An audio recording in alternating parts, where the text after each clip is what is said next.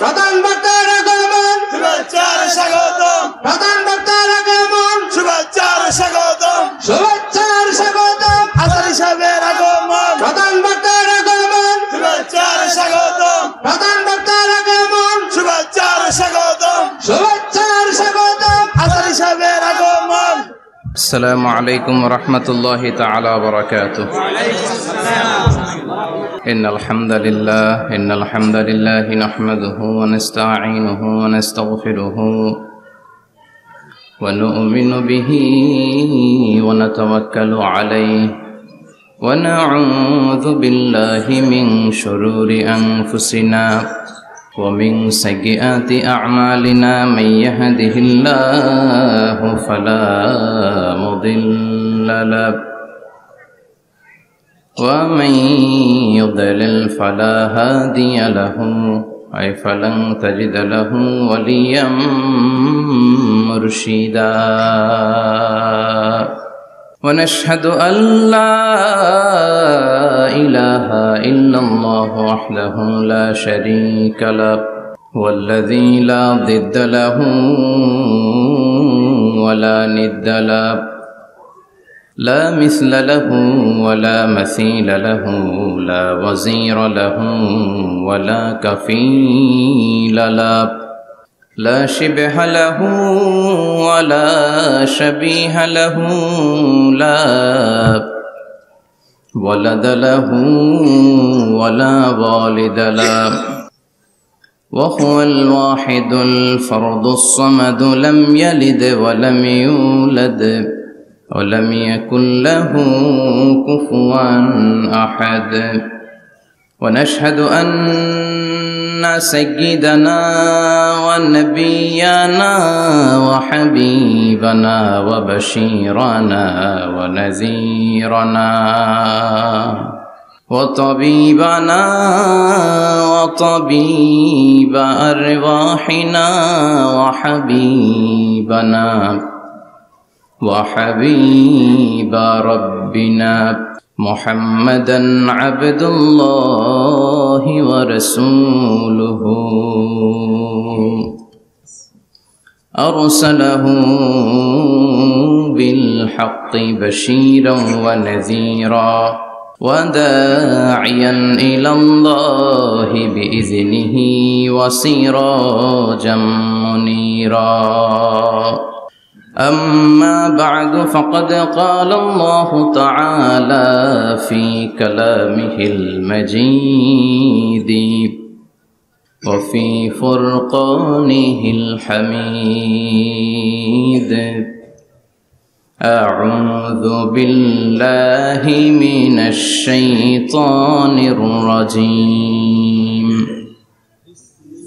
بسم الله الرحمن الرحيم وما أرسلناك إلا رحمة للعالمين إن الله وملائكته يصلون على النبي يا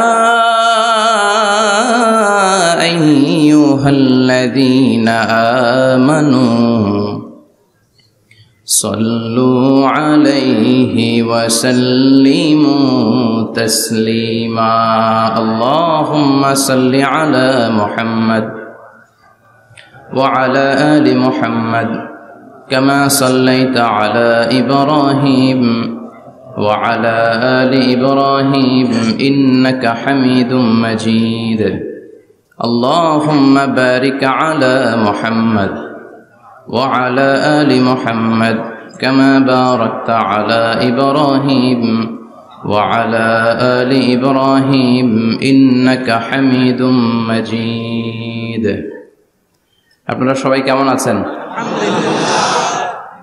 আলহামদুলিল্লাহ, আমিও ভালো আছি। আমাদেরকে ভালো রাখে কে? আল্লাহ। আমাদেরকে সুস্থ রাখে কে? আল্লাহ। আবার আমাদেরকে অসুস্থ বানিয়ে পরীক্ষা করে কে? আল্লাহ। এজন্য সব সময় প্রশংসা করতে হবে কার? আল্লাহ। সব জায়গায় আল্লাহর প্রশংসা করতে রাজি আছেন? ইনশাআল্লাহ। সব সময় আল্লাহর প্রশংসা করতে রাজি আছেন? আওয়াজ করে বলেন, সকালবেলা প্রশংসা করবেন কার? বিকেলবেলা? রাত্রিবেলা? শীতকালে? গ্রীষ্মকালে? ভোট দেওয়ার সময়? ভোট চুরি করার সময়?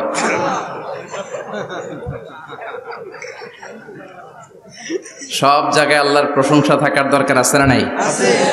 কিন্তু ভোট চুরি করা যাবে না। যাবে? ভোট হচ্ছে আল্লাহর পক্ষ থেকে অনেক বড় একটা আমানত। আর আমানতের ব্যাপারে in the day of judgement, কিয়ামতের কঠিন দিনে আপনাকে জিজ্ঞেস করবে কে? কুল্লুকুম রাঈন ওয়া কুল্লুকুম মাসউলুন আন রাইয়াতিহি। তোমরা প্রত্যেকে দায়িত্বশীল, আর তোমাদের প্রত্যেকের দায়িত্বের ব্যাপারে জিজ্ঞেস করা হবে। চিৎকার করে বলেন ঠিক কি না? এজন্য আমার ভোট আমি দেব, যাকে খুশি তাকে দেব এমনটা না, সৎ লোক দেখে দেব। ঠিক কি না? আমার ভোট আমি দেব, ইসলাম প্রিয় লোক দেখে দেব, যারা ইসলামের পক্ষে থাকে, যারা জনগণের বন্ধু, যারা দেশের টাকা বিদেশে পাচার করে না, যারা এক কলমের খোঁচা মেরে কোটি টাকা উধাও করে দেয় না, যারা আমরা বন্যায় কষ্ট পেলে আমাদেরকে দেখতে আসে, এরকম নেতার দরকার আছে না নাই? আবার নেতা ভুল করলেও নেতাকে শুধরে দিতে হয়। ঠিক কি না? ইমাম সাহেব যদি মসজিদে নামাজ পড়াতে যে ভুল করে, পিছন থেকে শুধরে দিতে হয় না? ইমাম সাহেব নামাজ শুরু করেছেন, ওয়াদ-দুহা ওয়াল-লাইলি ইযা সাজা মা ওয়াদ্দাআকা রাব্বুকা ওয়া মা ক্বালা, এরপরে ভুলে গেছে, আর বের হয় না। এরকম হয় না? বিষ্ণু ঈসা ইসলামেরও হতো, সাহাবাদেরও হতো। ভুলে গিয়েছে, বের হয় না, তখন পেছন থেকে শুধরে দিতে হয়। তবে আগে সুযোগ দিবেন, তাকে আপনি চান্স দিবেন, তিনি আবার রিপিট করবে, রিপিট করে সূরাটাকে বের করে আনতে পারে কিনা ট্রাই করবে। 2-3 বার ট্রাই করার পরেও যদি না পারে, পিছন থেকে ঠিক করে দেওয়ার দরকার আছে না নাই? কিন্তু অনেকে আবার পিছনে উৎ পেতে বসে থাকে যে ইমাম ভুল করে কোন জায়গায়। তারাবির নামাজে আমাদের দেশে এই ঝামেলা আছে না নাই? এক হাফেজ সাহেব নামাজ পড়ে, আর এক হাফেজ সাহেব পিছন থেকে কোথায় ভুল হয় একটু দেখি। এই নিয়তে যদি আপনি হেফজ করেন, আপনার দিনও শেষ, দুনিয়াও শেষ, আখিরাতটাও বরবাদ। জোরে বলেন ঠিক কিনা?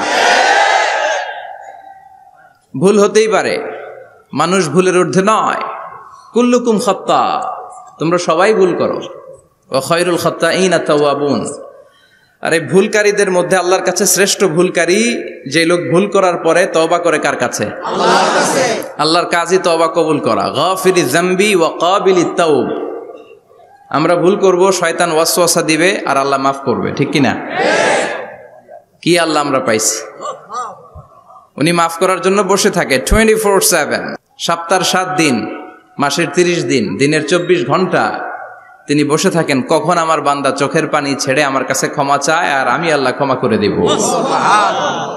শয়তান আল্লাহকে চ্যালেঞ্জ দিয়েছিল, আল্লাহ আপনি তো জান্নাতে ঢোকাতে পারবেন না, এতগুলো জান্নাত কেন বানালেন? জাহান্নাম আরো বেশি হলে ভালো হতো। আল্লাহ বললেন কেন?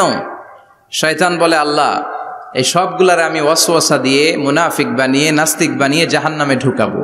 আমি চ্যালেঞ্জ দিলাম, ডান দিক থেকে ধোকা দেব, বা থেকে, সামনে থেকে, পেছন থেকে, নিচ থেকে, রগের শিরা উপশিরায় ঢুকে, মাজরাত দাম যেখান দিয়ে রক্ত চলাচল করে ওখানে ঢুকেও আমি ধোকা দেব। তো আপনি জান্নাতে ঢুকাবেন কেনমে?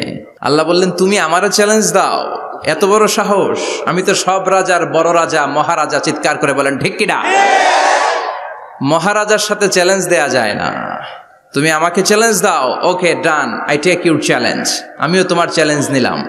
তুমি আজীবন ধোকা দিবা, আজীবন তুমি গুমরা করবা, বেনামাজি বানাবা, জালিম বানাবা।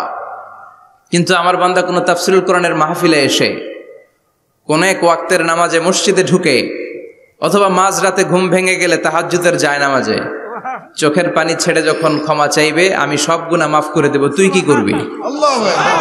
চিৎকার করে পড়েন আল্লাহু আকবার।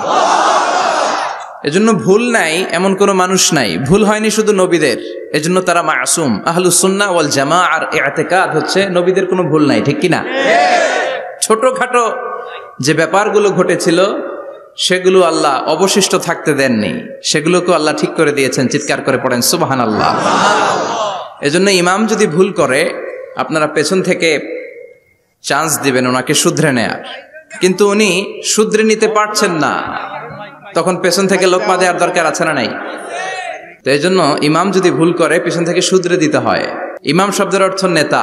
মসজিদের যিনি ইমাম উনি আমাদের নেতা, আর সমাজে যারা থাকে তারা কি কয়? পাবলিক। এরাও নেতা। সমাজের নেতা তো আরো বড় নেতা, ঠিক কিনা? নেতা যত বড়, ভুল করার সম্ভাবনাও তত।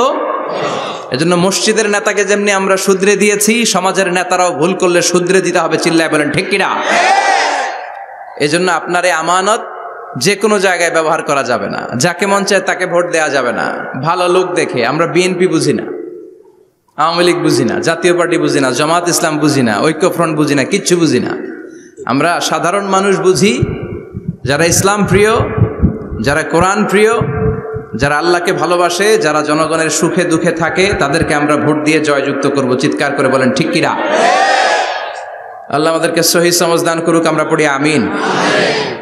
আসুন আমরা ফরমালি আজকের এই বিশাল প্রোগ্রাম থেকে আল্লাহকে অফিসিয়ালি একটা থ্যাঙ্কস জানাই, ধন্যবাদ জানাই যে আল্লাহ তাআলা এত রাতেও এই চমৎকার পরিবেশে বসবার তৌফিক এনায়েত করে দিয়েছেন। নির্বাচনের কারণে এত বড় গ্যাদারিং করা যায় না, আসলে এটা বাস্তবতা। কোত্থেকে কি হয়ে যায়, এজন্য অনেক জায়গায় অনুমতিও দিতে চায় না। আবার অনেক জায়গার জনপ্রতিনিধিদের আবার অ্যালার্জি আছে, এরা মাহফিলের নাম শুনলেই অ্যালার্জি শুরু হয়ে যায়। আছে না নাই? এই এলাকার জনপ্রতিনিধি খুব ভালো, ইসলাম প্রিয়, এত বড় গ্যাদারিং কিন্তু কোনো বাদ সাধে নেই। তার মানে এরা ইসলামের পক্ষে, ঠিক কিনা? যারাই ইসলামের পক্ষে তাদের জন্য আমাদের অন্তর থেকে দোয়া আছে না নাই? আর যারাই ইসলামের বিপক্ষে, whoever you are, I don't care, তুমি যেই হও না কেন, তুমি যদি ইসলামের বিপক্ষে যাও, তোমার জন্য আমার অন্তরে এক ফোঁটা দরদ নাই। এজন্য যারা এই প্রোগ্রামের অনুমতি দিয়েছেন তাদেরকে শুকরিয়া জানাই। পুলিশ প্রশাসনের ভাইরা অনেক সময় এসে থাকেন, তাদেরকেও শুকরিয়া জানাই। মিডিয়া কর্মী তো আজকে অনেক চলে আসছে, আমাদেরকে এখন কথা বলতে গেলে অনেক মাপযোগ করে কথা বলতে হয়। এজন্য মিডিয়াটাকে আমাদের ভালোভাবে কাজে লাগাতে হবে। সম্মানিত ভাইরা, আসুন আমরা অফিসিয়ালি আল্লাহকে একটা থ্যাঙ্কস দেই যে আল্লাহ তাআলা আমাদেরকে এখানে আসার বসার, মহাবিশ্বয় মহাগ্রন্থ আল কোরআন থেকে কথা শুনবার তৌফিক এনায়েত করলেন। আমরা হৃদয় নিংড়ানো মনের সবটুকুন ভালোবাসাকে উজাড় করে দিয়ে, সিংহ শার্দুলের মতো গর্জন করে, আকাশ বাতাস প্রকম্পিত করে, মন প্রাণ বুক মুখ একসাথে করে, দেহের সবটুকুন শক্তি গলার মাঝ বরাবর এনে চিৎকার করে পড়ি রাসূলের শেখানো শুকরিয়া বাণী কালিমাত শুকর, আলহামদুলিল্লাহ। সবাই পড়েন রব্বানা লাকাল হামদ হামদান কাসীরান তাইয়িবান মুবারাকান ফীহি ইয়া রাব্বি লাকাল হামদু কামা ইয়ানবাগি লিজালালি ওয়াজহিকা ওয়া আযীমি সুলতানিকা লাকাল হামদু বিল ঈমান লাকাল হামদু বিল ইসলাম লাকাল হামদু বিল কোরআন। আমরা প্রশংসা করলাম কার? আল্লাহর প্রশংসা করতে ভালো লাগে? যে বান্দা প্রশংসা করে বেশি বেশি, আল্লাহ তার উপর খুশি হয়ে যায়। বান্দা যখন কিছু খায়, খেয়ে বলে আলহামদুলিল্লাহ, আল্লাহ তার উপর খুশি হয়ে যায়। বান্দা যখন কিছু পায়, পেয়ে যদি বলে আলহামদুলিল্লাহ, আল্লাহ নেয়ামতের বাড়িধারা তার উপর আরো বাড়িয়ে দেয়। লা ইন শাকারতুম লা আযীদান্নাকুম ওয়া লা ইন কাফারতুম ইন্না আযাবী লাশাদীদ। নেয়ামতের শুকরিয়া করলে আরো বাড়িয়ে দেব। আমার খাজানা, আমার ধন ভান্ডার যে কত বিশাল, তোমাদের কোনো ধারণাই নাই। আল্লাহু আকবার। হাদিসে কুদসিতে আল্লাহ বলেন, ইয়া ইবাদি, হে গোলামেরা, লাউ আন্না আউওয়ালাকুম ওয়া আখিরাকুম ওয়া ইনসাকুম ওয়া জিন্নাকুম কামু আলা সাঈদিন ওয়াহিদ। পৃথিবীর সব মানুষগুলো, সাইয়েদনা আদম থেকে শুরু করে কিয়ামত পর্যন্ত যারা আসবে, সবাই যদি একটা বিশাল ময়দানের উপর দাঁড়িয়ে তাদের মনের যত চাহিদা আকুতি আছে সবকিছু আমার কাছে বলে, তারা যা চায় সবই যদি আমি দিয়ে দেই, প্রত্যেকের যত চাওয়া পাওয়া আছে সবও যদি আমি পূরণ করে দেই, আমার খাজিনা, আমার ধনভাণ্ডারের 1 ইঞ্চিও কমবে না। কত বড় ধনভাণ্ডারের তিনি মালিক। আল্লাহু আকবার। এজন্য বিপদে পড়লে চাইবো কার কাছে? বন্ধুর কাছে বিপদ শেয়ার করার আগে, ফেসবুকে শেয়ার দেওয়ার আগে শেয়ার দিব কার কাছে? কথা কি বুঝেন? প্রথমে শেয়ার চলবে কোথায়? আল্লাহর কাছে শেয়ার করব। বিশাল ধনভাণ্ডারের মালিক আমার সব সমস্যার সমাধান করে দিলেও তার ধনভাণ্ডারের কোনো কমতি হবে না, ঠিক কি না? এজন্য সব সময় আল্লাহর প্রশংসা করতে হবে বেশি বেশি। এত নেয়ামত তিনি দিয়েছেন, আপনি গুণে শেষ করতে পারবেন না। ওয়া ইন তা'উদ্দু নি'মাতাল্লাহি লা তুহসুহা, এত নেয়ামত দিয়েছি, গুণে শেষ করা যায় না। ঠিক যে মুহূর্তে আমরা এখন কথা শুনছি, অনেকে এখন হসপিটালের বেডে আছে না নাই? দুর্ঘটনায় আছে না নাই? ঋণের বোঝায় জর্জরিত, পাওনাদাররা বাড়িতে এসে ঝামেলা করে ঘরে থাকতে পারে না, আছে না নাই? মামলা হামলা ঝামেলা জুলুম, নানা কারণে নানা জায়গায় মানুষেরা বিপদে আছে। অনেকের ক্যান্সার, যেটার কোনো অ্যান্সার নাই, দেহের সেলের ভিতরে, প্রত্যেকটা সেলে কোষের ভিতরে জ্বালা ধরে গিয়েছে, হসপিটালের বেডে বসে মৃত্যুর প্রহর গুনছে, এরকম আছে না নাই? ঠিক সেই মুহূর্তে আমরা খুব শান্তিপূর্ণভাবে মহাবিশ্বের মহাবিশ্বয় মহাগ্রন্থ আল কোরআন থেকে কথা শুনতে বসতে পেরেছি। এজন্য শুকরিয়া চলবে কার? আল্লাহ, তুমি আজকের মাহফিলটাকে আমাদের নাজাতের ওয়াসিলা বানাও, আমরা যেন তোমার শুকর গুজার বান্দা হতে পারি, তুমি তৌফিক দাও। কোম্পানিগঞ্জ বাজার শ্রমিক ফেডারেশনের উদ্যোগে ৮ম বার্ষিক ওয়াজ ও দোয়ার মাহফিল। সমাজে পরিবর্তন আসতে শুরু করেছে। আগে শ্রমিক ফেডারেশনের এরা যাত্রাপালা করতো, তাই না? নাচানাচি, দুনিয়াকে মজা লেলো, রুব্বানে নাচে কোমর দুলাইয়া, না? উনিও জানে রুব্বানে নাচে কোমর দুলাইয়া। ফেরেশতারা বলবে তো করে পিডামু আমরা জুলাইয়া। মায়ের আছে না নাই? প্রশ্ন করা হবে, কবরে যেতে না যেতেই প্রশ্ন করা হবে। মরতে আমাদেরকে হবেই।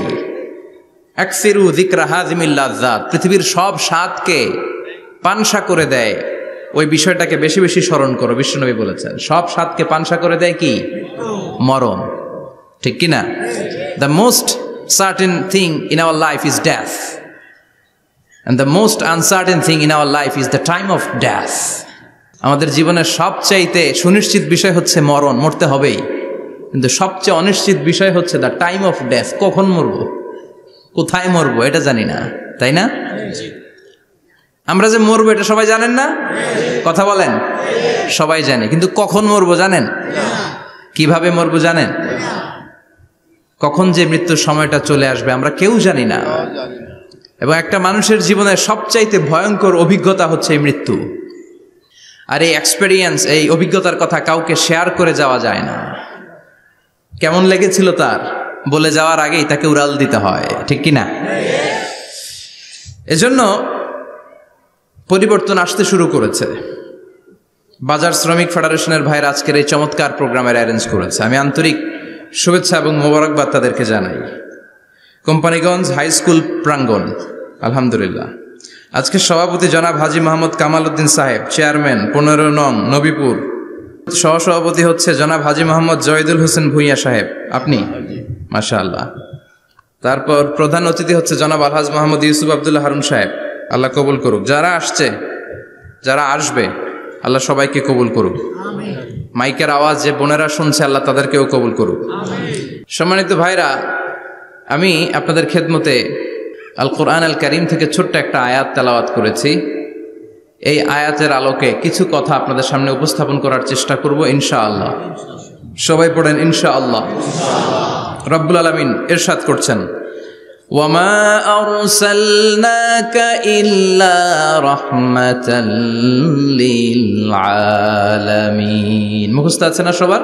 পড়েন, ওয়ামা আরসালনাকা ইল্লা রাহমাতাল লিল আলামিন। সূরাতুল আম্বিয়ার ছোট্ট একটা আয়াত, যে সূরাটা আল্লাহ তাআলা নবীদের জন্য ডেডিকেট করেছেন। এখানে আল্লাহ বলছেন, ওমা আরসালনাকা ইল্লা রাহমাতাল লিল আলামিন, I have sent you as a mercy, as a rahmah, as a barakah, as a blessings for the whole world, for the entire world. ও নবী, আপনি গোটা বিশ্বের জন্য রহমত, শুধু মানব গোষ্ঠীর জন্য না, শুধু দানব গোষ্ঠীর জন্য না, জিনদের জন্য না, প্রাণীকুলদের জন্য না, শুধু ফেরেশতাদের জন্য না, গোটা বিশ্বের জন্য বিশ্বনবীকে রহমত বানিয়ে পাঠিয়েছে কে? সবার জন্য রহমত। খোশ মেজাজের মানুষ ছিলেন, নরম দিলের মানুষ ছিলেন। ফাবিমা রাহমাতিম মিনাল্লাহি লিনতা লাহুম ওয়ালাউ কুনতা ফাযযান গালিযাল কলবি লানফাদ্দু মিন হাওলিক আল্লাহ বললেন, ও নবী, আপনার হৃদয়টা বড় নরম, সফট হার্টেড মানুষ আপনি, কোমল হৃদয়ের মানুষ আপনি, খোশ মেজাজের মানুষ। বিশ্বনবী এত খোশ মেজাজের মানুষ ছিলেন, বিশ্বনবী যেখানেই যেতেন ওখানে মানুষের ভিড় হয়ে যেত। যেখানেই যেতেন পিছু পিছু লোকজন ছুটতো, কারণ খোশ মেজাজের তো, সফট হার্টেড, হৃদয়টা কোমল, ওনার সাথে কথাই বলতে মনে চায়, টাইম পাস করতে মনে চায়। আল্লাহু আকবার। বাচ্চাদের জন্য রহমত, ছোট বাচ্চারা বিশ্বনবীর সামনে যদি কখনো চলে আসতো, বিশ্বনবী ওনার কোমল হাতটা বাচ্চাদের মাথার মধ্যে হাত বুলিয়ে দিতে। এমন কোন বাচ্চা বিশ্বনবীর সামনে দিয়ে ক্রস করতে পারতো না যে বাচ্চার মাথায় বিশ্বনবী হাত বুলাতেন না। নাতিদেরকে অনেক আদর করতেন। হাসান আর হুসাইন রাইহানাতাইন, বিশ্বনবীর সুগন্ধি। হাসান বিশ্বনবীর কোলে উঠলে সাইয়েদনা হুসাইন কোলে ওঠার জন্য কান্না করতেন, আবার হুসাইন কোলে উঠলে হাসান কান্না করতেন। আবার সাইয়েদনা হাসান বিশ্বনবীকে ঘোড়া বানিয়ে বিশ্বনবীর পিঠের উপরে বসে বিশ্বনবীর চুল ধরে টেনে টেনে খেলা করতে। বিশ্বনবী ঘোড়া, আর ঘোড়ার বাদশা হচ্ছে হাসান। সুবহানাল্লাহ পড়বেন না? কি খুনসুটি, কি সম্পর্ক! স্ত্রীদের সাথে ভালো আচরণ, কম্প্যানিয়ন্স যারা আছে সাথীদের সাথে ভালো আচরণ, সবার সাথে ভালো আচরণ, সবার জন্য রহমত। এজন্য আল্লাহ বললেন, ওয়ামা আরসালনাকা ইল্লা রাহমাতাল লিল আলামিন। I have sent you as a mercy for the entire universe. ও নবী, আপনি সবার জন্য রহমত, আপনি সবার জন্য কল্যাণ। আপনার মধ্যে রহমতের বাড়িধারা এত বেশি, আপনি হ্যাঁ বললে শরীয়তের হুকুম হালাল হয়ে যায়, আপনি না বললে শরীয়তের হুকুম হারাম হয়ে যায়। আবার আপনি আঙ্গুল তুললে চাঁদ দুই ভাগ হয়ে যায়, জমিন থেকে পা তুললে আপনি আকাশে মেরাজে চলে যান। কি স্ট্যাটাস! কুড ইউ ইমাজিন কি স্ট্যাটাস আল্লাহ ওনাকে দিয়েছে। উনি হ্যাঁ বললে এটা হালাল, কারণ কোনটা হালাল কোনটা হারাম এটা ওনার কাছ থেকে জেনেছে। উনি যদি বলে ইয়েস, করতে পারবেন আপনারা, হালাল, কোটি কোটি মানুষের জন্য পারমিসিবল, লিগ্যাল।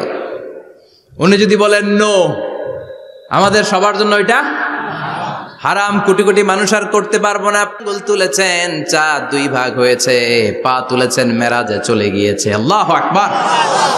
তার মানে এমন নবী যে নবীর হা এবং না এগুলো শরীয়তের দলিল, ঠিক কিনা? এ নবী এমন নবী, এ নবীরে বাদ দিলে কোরআন বোঝা যায় না, এ নবীরে বাদ দিলে হাদিস বোঝা যায় না, এ নবীরে বাদ দিলে নামাজ বোঝা যায় না, ঠিক কিনা? কারণ কেমন করে নামাজ পড়তে হবে এই নবী আমাদেরকে হাতে কলমে শিখিয়েছে। সল্লু কামা রাআইতুমুনি উসাল্লি, আমি যেমনি সালাত পড়ি তেমনি পড়ো। বিশ্বনবী যেমন শিখিয়েছেন তার বাইরে অন্য কোন নিয়মে সালাত পড়লে হবে নাকি? কথা বলেন। ফজরের সালাত 2 রাকাত, আপনি যদি পড়েন 3 রাকাত, কবুল হবে নাকি? 4 রাকাত পড়লে, 6 রাকাত, 12 রাকাত এরকম পড়লে মায়ের আসানা নাই, কবুল হবে না। অনেক বেশি পড়েছেন, সময়ও দিয়েছেন বেশি, কবুল হবে না। কেননা বিশ্বনবী যেভাবে শিখিয়েছে ওইভাবে পড়েন নাই তো, ঠিক কিনা? আবার বিশ্বনবী যেমন রোজা রেখেছেন তেমন রাখতে হবে। কেমন করে রোজা রাখতে হয় বিশ্বনবী শেখালেন। ফজর থেকে শুরু করে সন্ধ্যা পর্যন্ত রোজা রাখবেন। আপনি সকাল থেকে শুরু করে আসর পর্যন্ত রেখে আসরের পরে ইফতারি করলে হবে নাকি? কথা বলেন। কারণ বিশ্বনবীর পদ্ধতিতে হয় নাই। আবার এই নবীকে বাদ দিলে হজ বোঝা যায় না, কেননা এই নবী কেমন করে হজ করতে হয় আমাদেরকে শিখিয়েছেন। বিশ্বনবী ওনার পুরো জীবনে 4টা উমরা করেছেন, একটা মাত্র হজ করেছেন। আর বলেছেন খুযু আন্নী মানাসিকাকুম, কেমন করে হজ করতে হয় আমার কাছ থেকে তোমরা শিখে নাও। হজের সিস্টেম কি আমার থেকে শিখে নাও। মাত্র একবার হজ করেছেন, তাতেই হজের সব আহকামগুলো আমাদের কাছে ক্রিস্টাল ক্লিয়ার, স্বচ্ছ কাচের মতো, স্ফটিক কাচের মতো, স্বচ্ছ পানির মতো এত সুন্দর তিনি বর্ণনা দিয়েছেন। এই বর্ণনার উপর ভিত্তি করে লক্ষ লক্ষ মানুষ গোটা বিশ্ব থেকে কাবার প্রান্তরে জমা হয়, ঠিক কিনা? মাসাবাতান লিন্নাসি ওয়া আমনা, গোটা বিশ্বের মানুষের মিলন কেন্দ্র। আপনি যখন মসজিদুল হারামে যাবেন, মসজিদে নববীতে যাবেন, দেখবেন আজান হয়ে গেলে লক্ষ লক্ষ মানুষ কাবার দিকে ছুটে, ঠিক কিনা? আজান হওয়ার সাথে সাথে শারে আল হিজরা দিয়ে, জারওয়াল দিয়ে, গাজ্জা দিয়ে, আজিয়াদ রোড দিয়ে পঙ্গপালের মতো মানুষগুলো কাবা কেন্দ্রিক হতে শুরু করে। কারণ কাবা হচ্ছে অ্যাসেম্বলি পয়েন্ট, গ্যাদারিং পয়েন্ট, এটা মিলন কেন্দ্র। এই কাবাকে কেন্দ্র করে প্রতিদিন লক্ষ লক্ষ মানুষের মিলন মেলা বসে। চিল্লায় বলেন ঠিক কিনা? কেমন করে হজ পালন করবেন বিশ্বনবী শেখালেন, কারণ বিশ্বনবীরে বাদ দিলে হজ বোঝা যায় না। তার মানে বুঝলাম উনি হ্যাঁ বললে হালাল, না বললে হারাম। উনারে বাদ তো কোরআন বাদ, উনি বাদ তো হাদিস বাদ। কথা বলেন?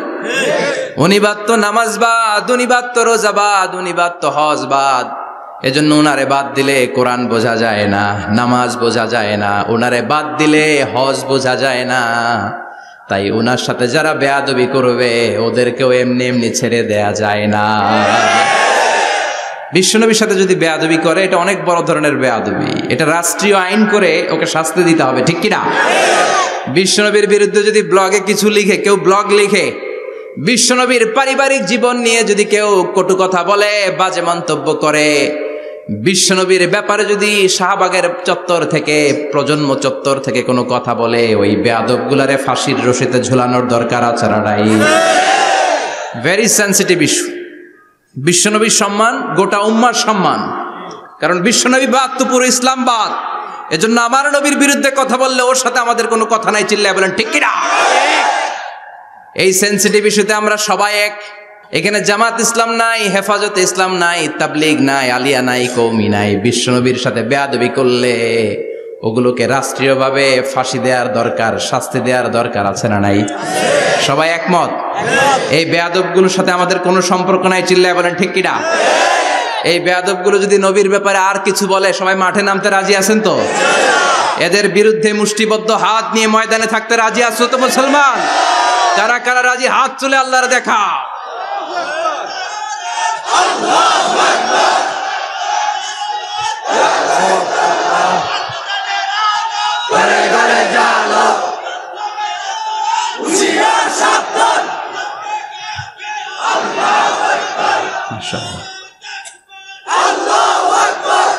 আল্লাহ তুমি কবুল করো।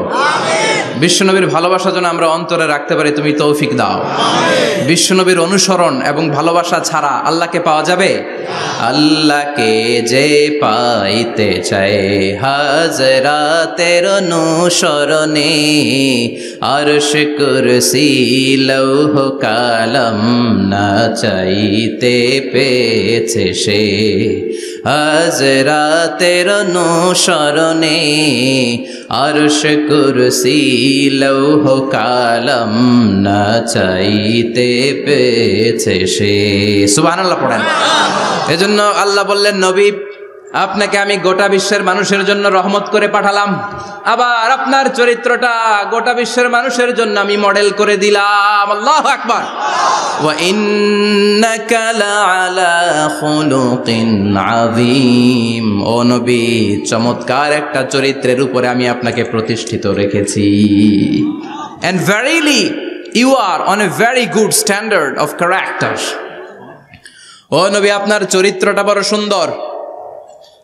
আপনার চরিত্রের মতো গোটা বিশ্বের কারো চরিত্র হতে পারে?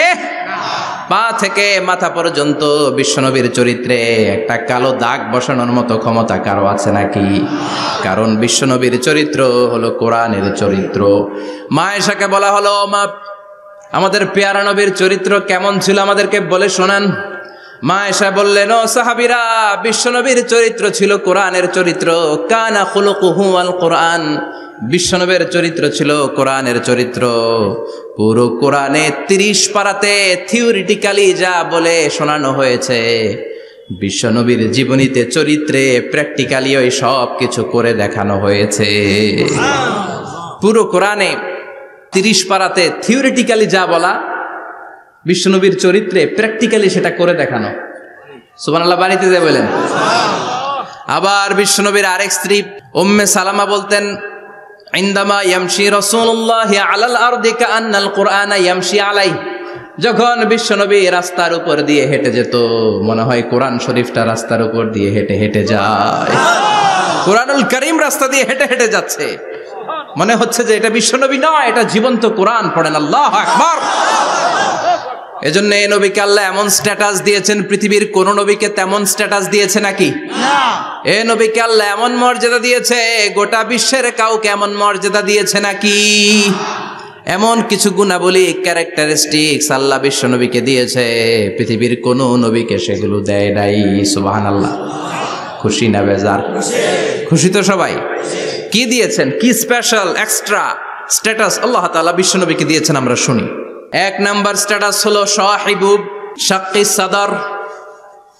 বিশ্ব নবীর সিনা চাক হয়েছে, পৃথিবীর কোন নবীর সেটা হয় নাই। সুবহানাল্লাহ। দুইবার হয়েছে এটা বিশ্ব নবীর জীবনে। হালিমাতু সাদিয়ার বাড়িতে যখন দুধ পান করতে গিয়েছিল তখন হয়েছিল, আবার মেরাজের রাতে হয়েছিল। উম্মে হানির ঘর থেকে চলে সাইয়েদনা জিবরাইল বিশ্ব নবীকে হাতিমে কাবায় শুইয়ে দিলেন।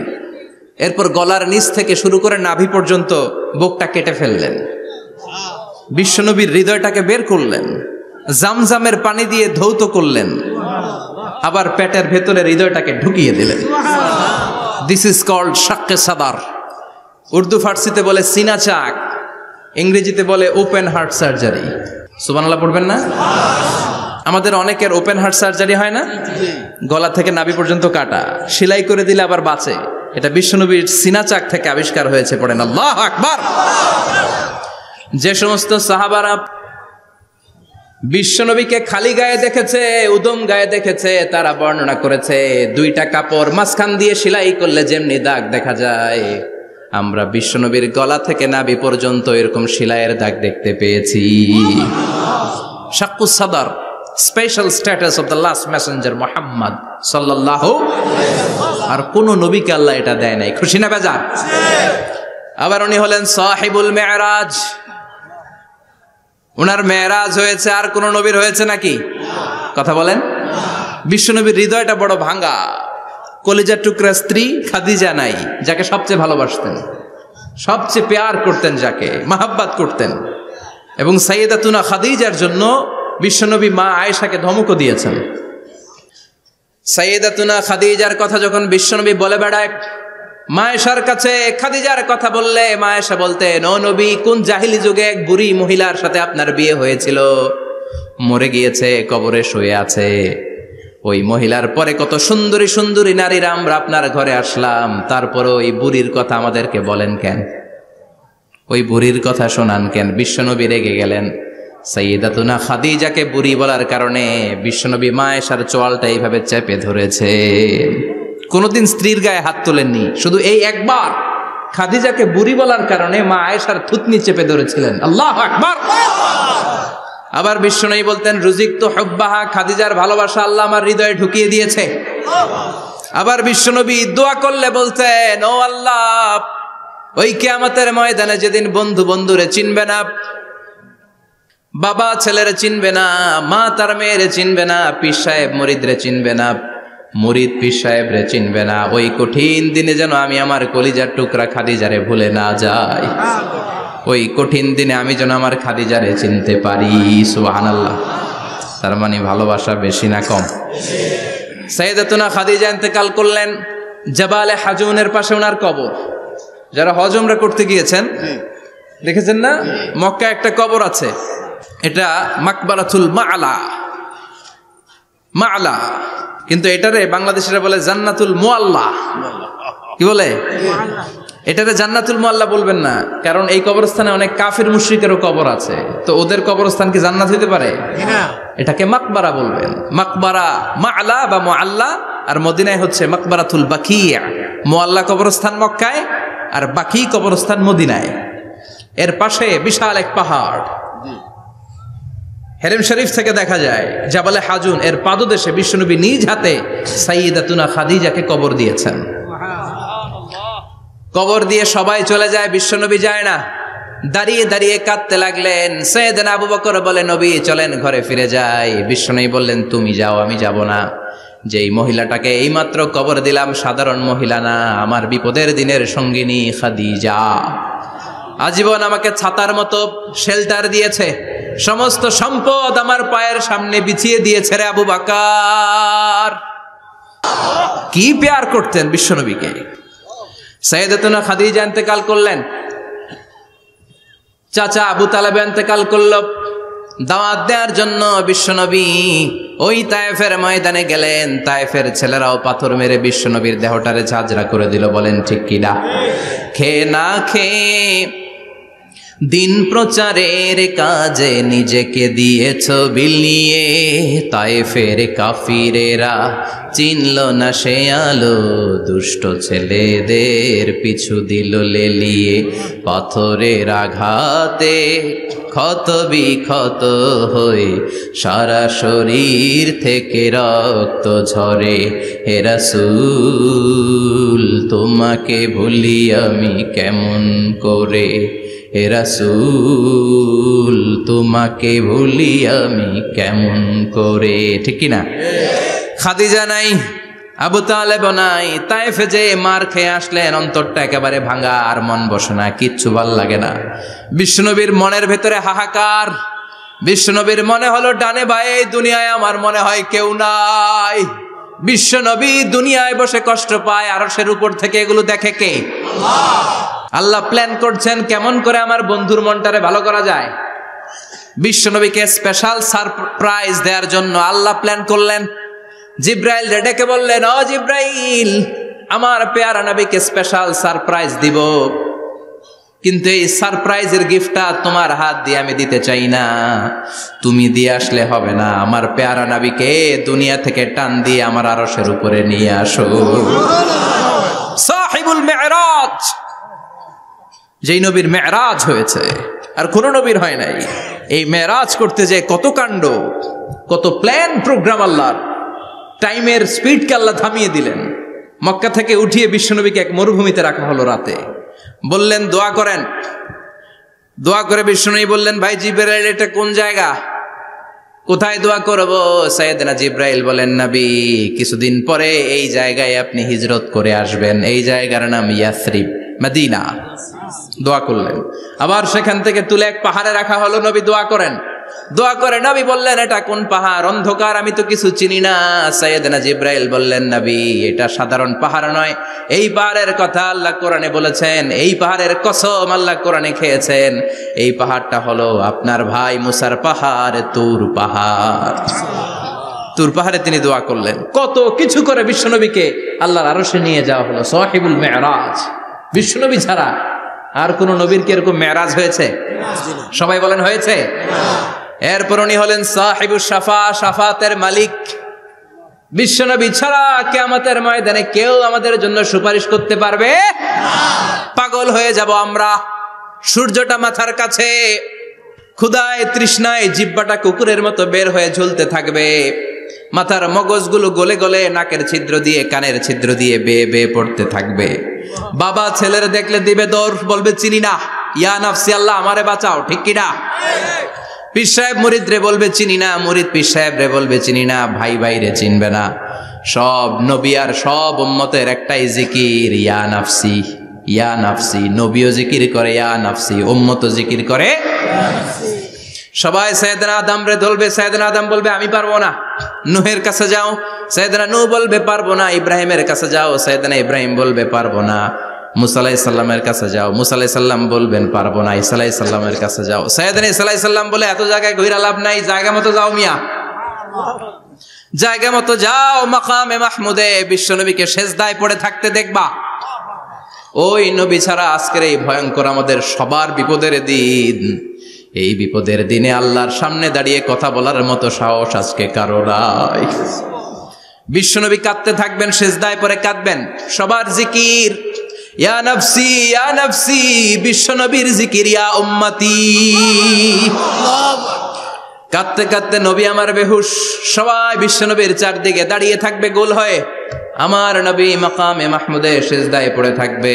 বিশ্বনবীর কান্না দেখে আল্লাহর সহ্য হবে না। আল্লাহ বলবে, না নবী ইরফা রাসাক, মাথা উঠান, আর সইতে পারি না। সাল তুতা, এবার চান, কি লাগবে আপনার সব দেব। ওয়াশফা তুশাফা, যার জন্য সুপারিশ করবেন তাকেই জান্নাত দিয়ে দেব। বিশ্বনবী বলেন, লিকুল্লি নবিয়িন দাওয়া মুস্তাজাবা।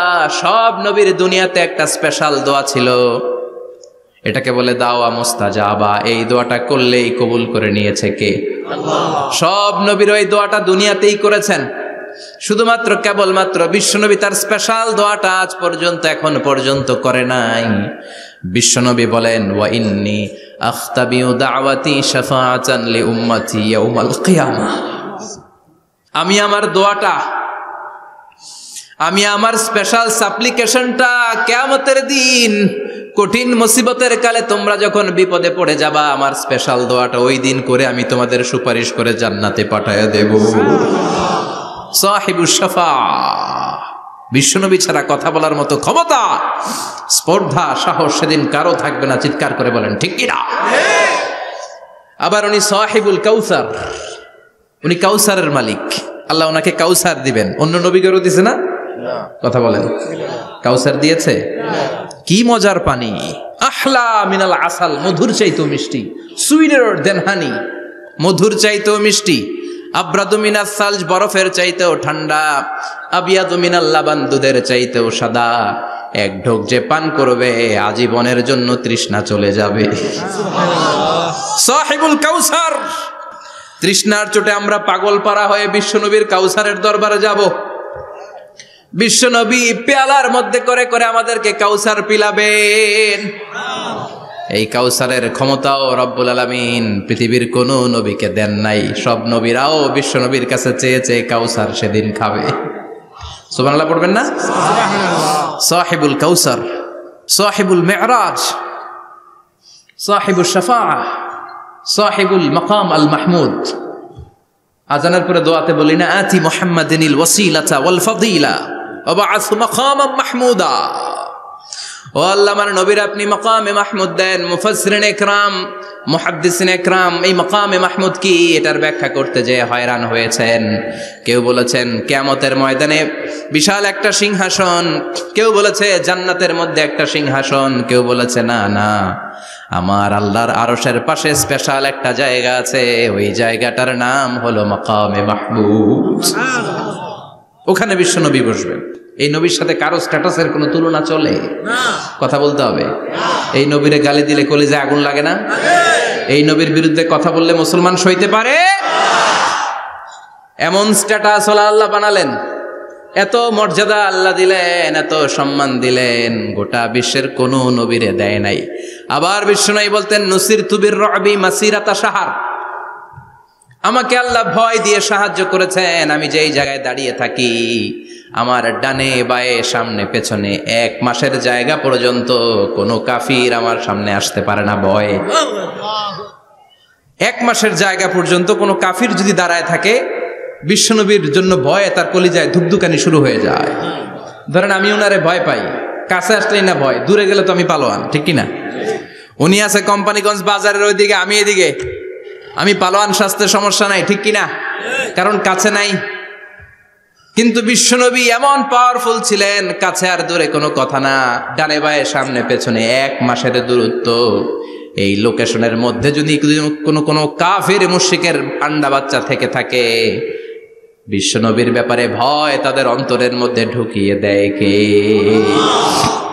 এজন্য বিশ্বনবীর সাথে কারো মর্যাদার কোনো তুলনা চলে না।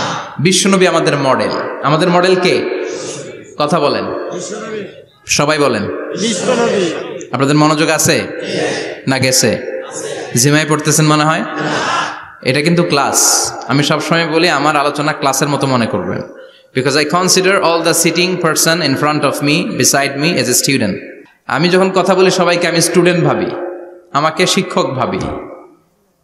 আমার আগে যিনি কথা বলেছেন তখন উনি ছিলেন আমাদের শিক্ষক, আমার পরে কেউ বললে উনি শিক্ষক, আমরা ছাত্র, ঠিক কিনা? কোরআনের ছাত্র হয়ে বাঁচলেও লাভ, মরলেও লাভ, ঠিক কিনা? হাতি মরলেও লাখ টাকা, ঠিক কিনা? কোরআনের স্টুডেন্ট বাঁচলেও লাভ, কোরআনের ছাত্র হয়ে মরলেও। এজন্য শেষ পর্যন্ত মনোযোগের সাথে কথাগুলো শুনতে হবে জীবন পরিবর্তন করার জন্য। রাজি আছেন তো? ঘুমে ধরে নাই তো? কষ্ট হলে আমাকে জানাবেন। কষ্ট হচ্ছে না তো? তাকবীর পড়েন, লিল্লাহে তাকবীর, লিল্লাহে তাকবীর। বিশ্বনবী আমাদের মডেল, ঠিক কিনা? সবাই একমত? দ্বিমত নাই কেউ? অন্য কেউ আমাদের মডেল নাই? শাহরুখ খান, আমির খান, সালমান খান, কেউ আমাদের মডেল না। আমাদের মডেল হচ্ছে বিশ্বনবী, ঠিক কি না? এজন্য আসুন বিশ্বনবীর জীবনী থেকে কিছু মেসেজ আমরা নেই, কিছু শিক্ষা আমরা নেই, যাতে করে জীবনটাকে এনলাইটেন করা যায়, আলোকিত করা যায়। আমরা এই মাহফিলগুলোতে এসেছি আলোকিত হতে, নাকি আলোকিত মানুষ হয়ে ফিরে যাব। এসে কিছু স্লোগান দিব, হুজুরের চেহারা দেখবো, হুজুরের সাথে মুসাফা করার জন্য, নো নো ওয়ে, এগুলোর জন্য মাহফিল নয়। Consider this programme as a class, as a seminar. স্পিকাররা আসবে, কোরআন সুন্নাহর আলোকে কথা বলবে, এগুলো আমরা শুনবো, নোট ডাউন করব, মানার চেষ্টা করব, ঠিক কিনা? মানতে রাজি আছেন তো? সবাই রাজি? সবাই? আল্লাহ তুমি কবুল কর, আমিন। আজকে বিশ্বনবীর জীবনী থেকে 3টা কথা শুনবো। এই 3টা কথা শুনে মানার চেষ্টা করব, তারপর আমরা একসাথে বিদায় নিব। পড়েন ইনশাআল্লাহ। প্রথমে জানবো আমার নবী দেখতে কেমন ছিলেন। জানতে মনে চায় না? চাঁদের চেয়ে সুন্দর ছিলেন, ঠিক কিনা? চাঁদের চেয়ে সুন্দর তুমি নবী আমার কামলিওয়ালা, চাঁদের চেয়ে সুন্দর তুমি নবী আমার কামলিওয়ালা, দু জাহানের বাদশাহ তুমি প্যারা নবী সাল্লে আলা, দু জাহানের বাদশাহ তুমি প্যারা নবী সাল্লে আলা, চাঁদের চেয়ে সুন্দর তুমি নবী আমার কামলিওয়ালা, ঠিক কিনা?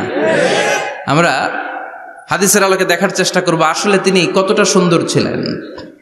তাহলে প্রথমে শুনবো উনি দেখতে কেমন ছিলেন, তারপর শুনবো ওনার আচরণ কেমন ছিল।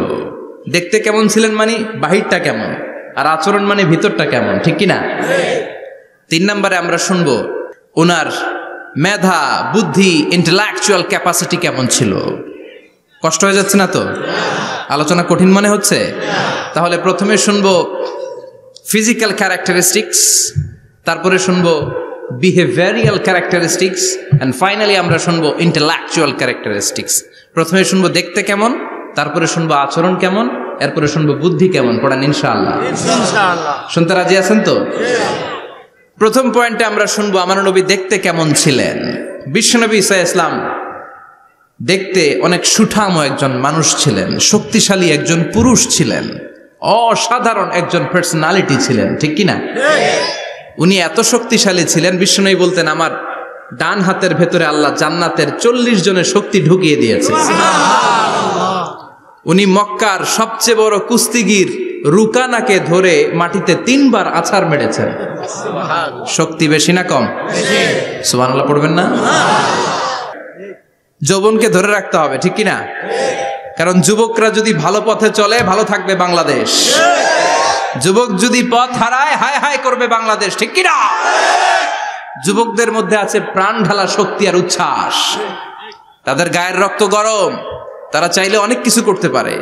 এই যে কিছুদিন আগে কোটা বিরোধী আন্দোলন হলো, নিরাপদ সড়ক চাই আন্দোলন হয়েছে না? আমি অবাক হয়েছে, আমি মালয়েশিয়াতে ছিলাম, ছোট্ট ছোট্ট ছেলে মেয়েরা কেমন করে রাস্তায় চলতে হয় দুঃখজনক হলেও সত্যি, আমাদের পুলিশ পোশাকি বাহিনী করে দেখাইতে পারে নাই। ছোট্ট ছোট্ট শিশুরা আমাদেরকে লজ্জিত করেছে, চিৎকার করে বলেন ঠিক কিনা? কিন্তু এত সুন্দর ইনিশিয়েটিভ নেয়ার পরে আমাদের পক্ষ থেকে যে আচরণ পাওয়ার কথা ছিল এটা তারা পায় নাই। কথা বলেন। কিছুদিন আগে নোয়াখালী বিজ্ঞান ও প্রযুক্তি বিশ্ববিদ্যালয়ে আমি দেখে অবাক, সেখানকার যুবকরা ইনিশিয়েটিভ নিয়েছে যে হাজার হাজার ছেলে মেয়েরা ভর্তি পরীক্ষা দিতে আসবে, এদেরকে আমরা ফ্রিতে খাওয়াবো, ফ্রিতে থাকতে দেব। নোয়াখাল্লা করে গালি দিয়েন না, আগে আগমত করে দেখান। অসাধারণ কাজ করেছে, গোটা বিশ্ব দেখেছে, ঠিক কিনা?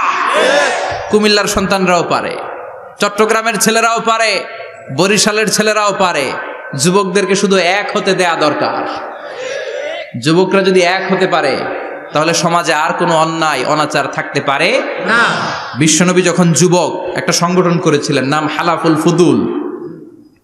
হালাফুল ফুদুল করেছিলেন, ওনার বয়সের 15-20 বছরের সবাইকে এক প্ল্যাটফর্মে নিয়ে এসেছেন, হাতে হাত রেখে শপথ করেছেন, দে টুক অ্যান ওথ, কোনো টেন্ডারবাজি চলবে না, চাঁদাবাজি চলবে না, মাস্তানি চলবে না, ইফটিজিং চলবে না, মেয়েদের ওন্না ধরে টানাটানি চলবে না, খাদ্যে ভেজাল চলবে না, ওজনে কম চলবে না, অন্যায়গুলো সমাজ থেকে দূর করে দিতে হবে। চিৎকার করে বলেন ঠিক কিনা?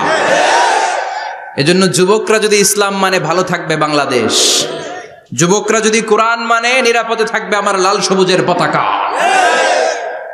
এজন্য যুবকদেরকে সংঘবদ্ধ হতে হবে। যুবকদের জন্য ইসলাম প্র্যাকটিস করার সুযোগ আমাদের জন্য বাড়াইতে হবে।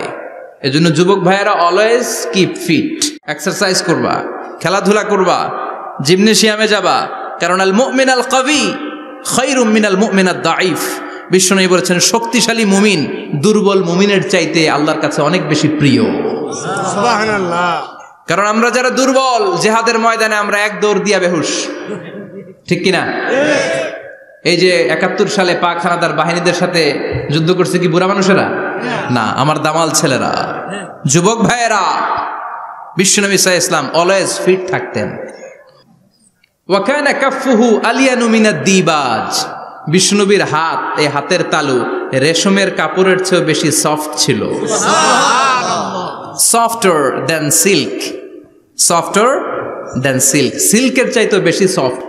সিল্কের কাপড় চিনেন না? জর্জেটের কাপড় ধরতে কোমল লাগে, মোলায়েম লাগে। বিশ্বনবীর হাতের তালু এর চাইতে মোলায়েম। এই জন্য এই মোলায়েম হাত যদি কেউ মুসাফা করার সুযোগ পাইতো, কেউ আর হাত ছাড়তে চাইতো না।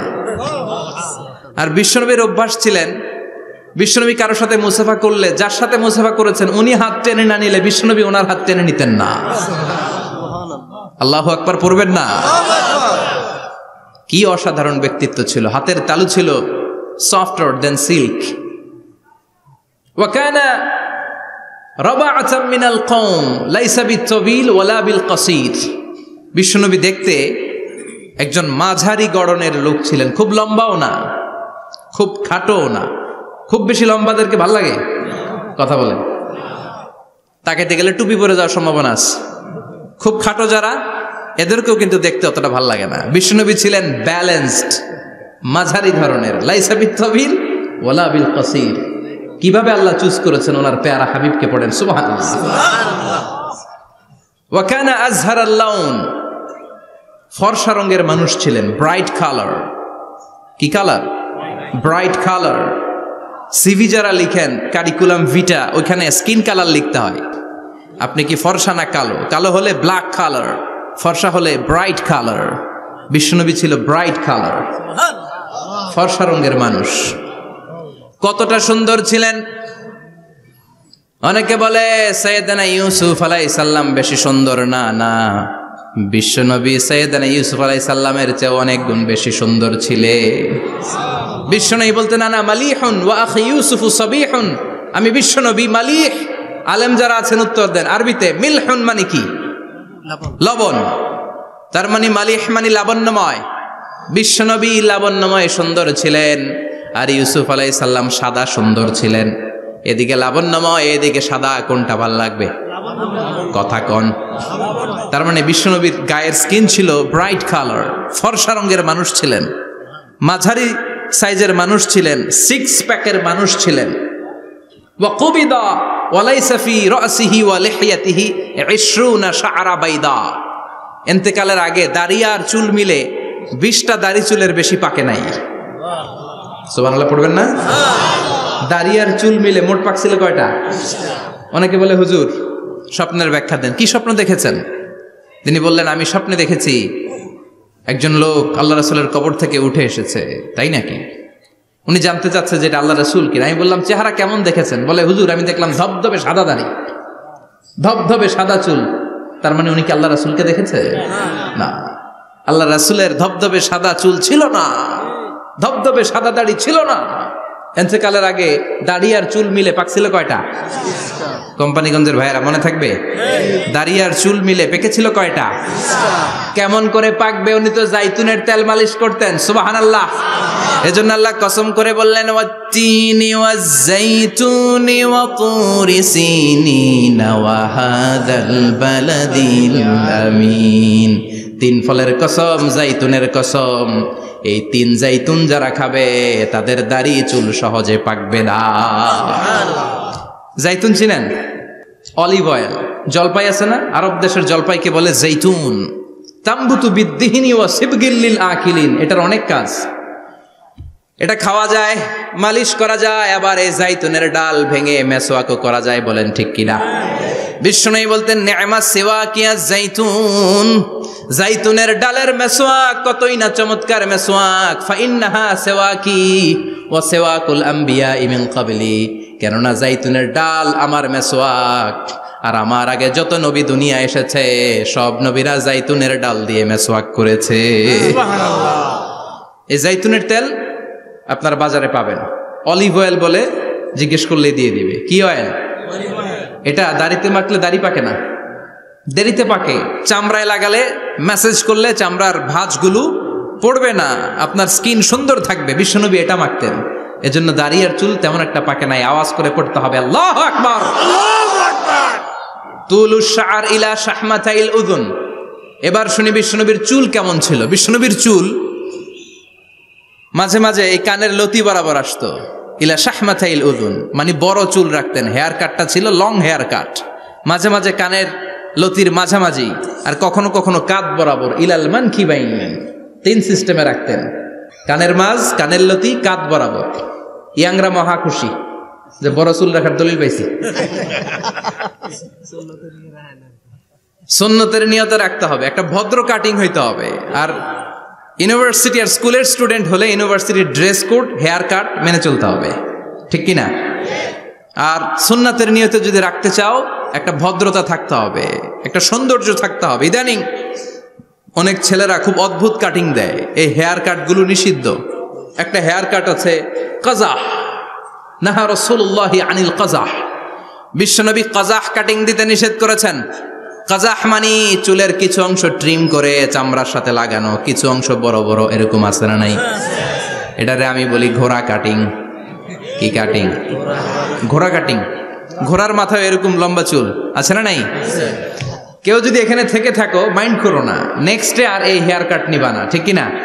রাজি আছি তো? আমার যুবকরা পছন্দ করে বেশি, আমিও পছন্দ করি ওদেরকে খুব বেশি। ওরা আমার কথা বুঝে বেশি, আমিও ওদের হৃদয়ের কথা বুঝি বেশি, এজন্য এগুলো ভালোবেসে বলি। যদি কেউ নিয়ে থাকো এই নিষিদ্ধ হেয়ার কাট, সামনে আর নিবা না। ইনশাআল্লাহ পড়ো, আর জোরে ইনশাআল্লাহ। ওয়া কানা ইউফাররিকু বাইনা শা'রি, চুলের মাঝখানে বিষ্ণুনবী সিঁথি করতেন। আপনারা কাজী নজরুল ইসলামের ছবি দেখেছেন? দেখবেন যে উনি মাঝখানে সিঁথি করতেন। বিষ্ণুনবী এভাবে মাঝখানে সিঁথি করে সিঁথির মাঝখানে আতর ঢেলে দিতেন। কেন ঢেলে দিতেন? যেখানেই সেজদা দিতেন ওই জায়গায় আতরের ঘ্রাণে আমোদ হয়ে যেত। আরিদুস সদর, বুকটা ছিল প্রশস্ত।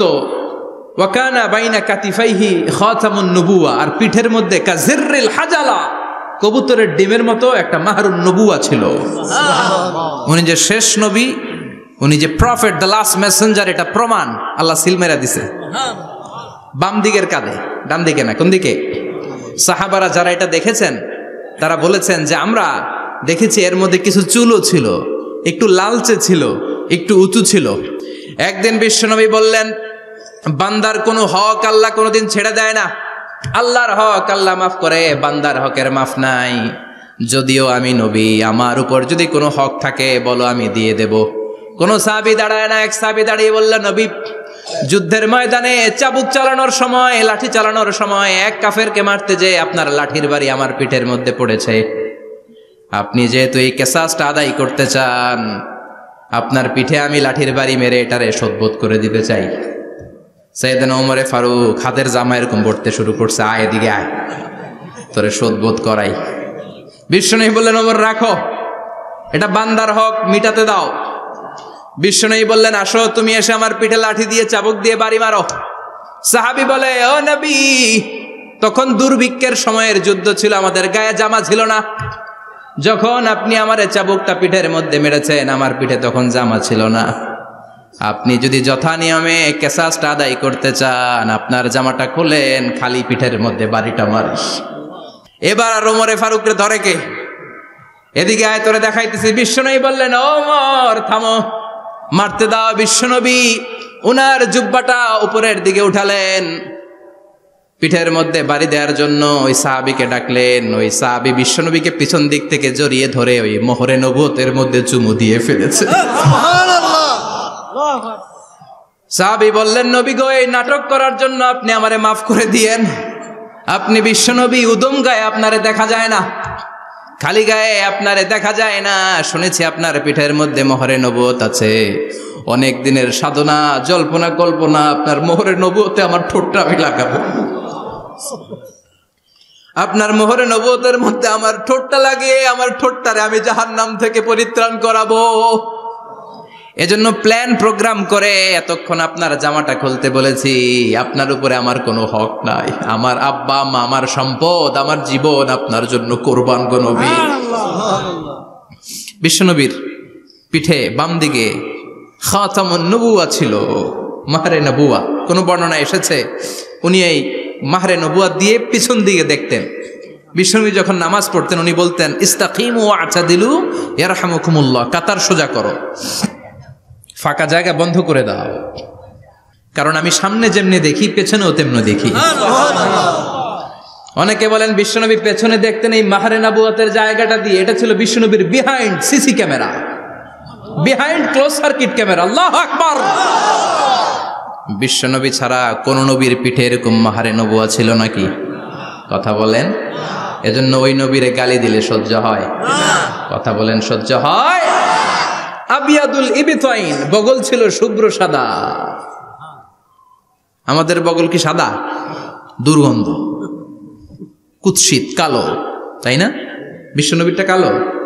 কথা কন, শুভ্র সাদা।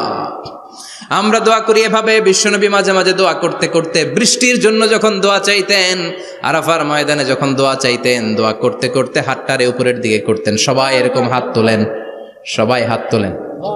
বিশ্বনবী মাঝে মাঝে আবেগের চোটে এইখান থেকে হাতটা এই জায়গায় নিয়ে যেতেন। সুবহানাল্লাহ। বিশ্বনবী যখন হাত আবেগের চোটে উপরের দিকে উঠাতেন, বিশ্বনবীর বগল দেখা যেত। সাহাবারা বলতেন হাত্তা ইরা বায়াদু ইবতাইহি, এই সুযোগে আমরা দেখতাম ওনার বগলটা ধবধবে সাদা, কোনো দাগ ছিল না। মুস্তাওয়াল জাবিন, প্রশস্ত ললাট ছিল। আসাম্মুল আনফ, খাড়া নাক ছিল। বিষ্ণুবীর নাক কিন্তু বোচা ছিল না। এরকম চারটা নাকরে আপনারা কোম্পানিগঞ্জে কি বলেন? চাকমা, কি নাক? হ্যাঁ, বুসা, নাক বুসা বা বোচা। বিশ্বনবীর নাক এই চাকমা স্টাইলে নাক ছিল না, খাড়া ছিল, খাড়া নাক ছিল। সুবহানাল্লাহ পড়ো। মুফাল্লিজুল আসনান, দাঁতগুলো ছিল পরিপাটি। বিশ্বনবীর দাঁতের দিকে তাকালে, বিশ্বনবীর হাসির দিকে তাকালে মনে হতো হাসিতে যেন মুক্তা ঝরে। বিশ্বনবী দেখতে কেমন ছিল আন্দাজ পাচ্ছেন না মোটামুটি?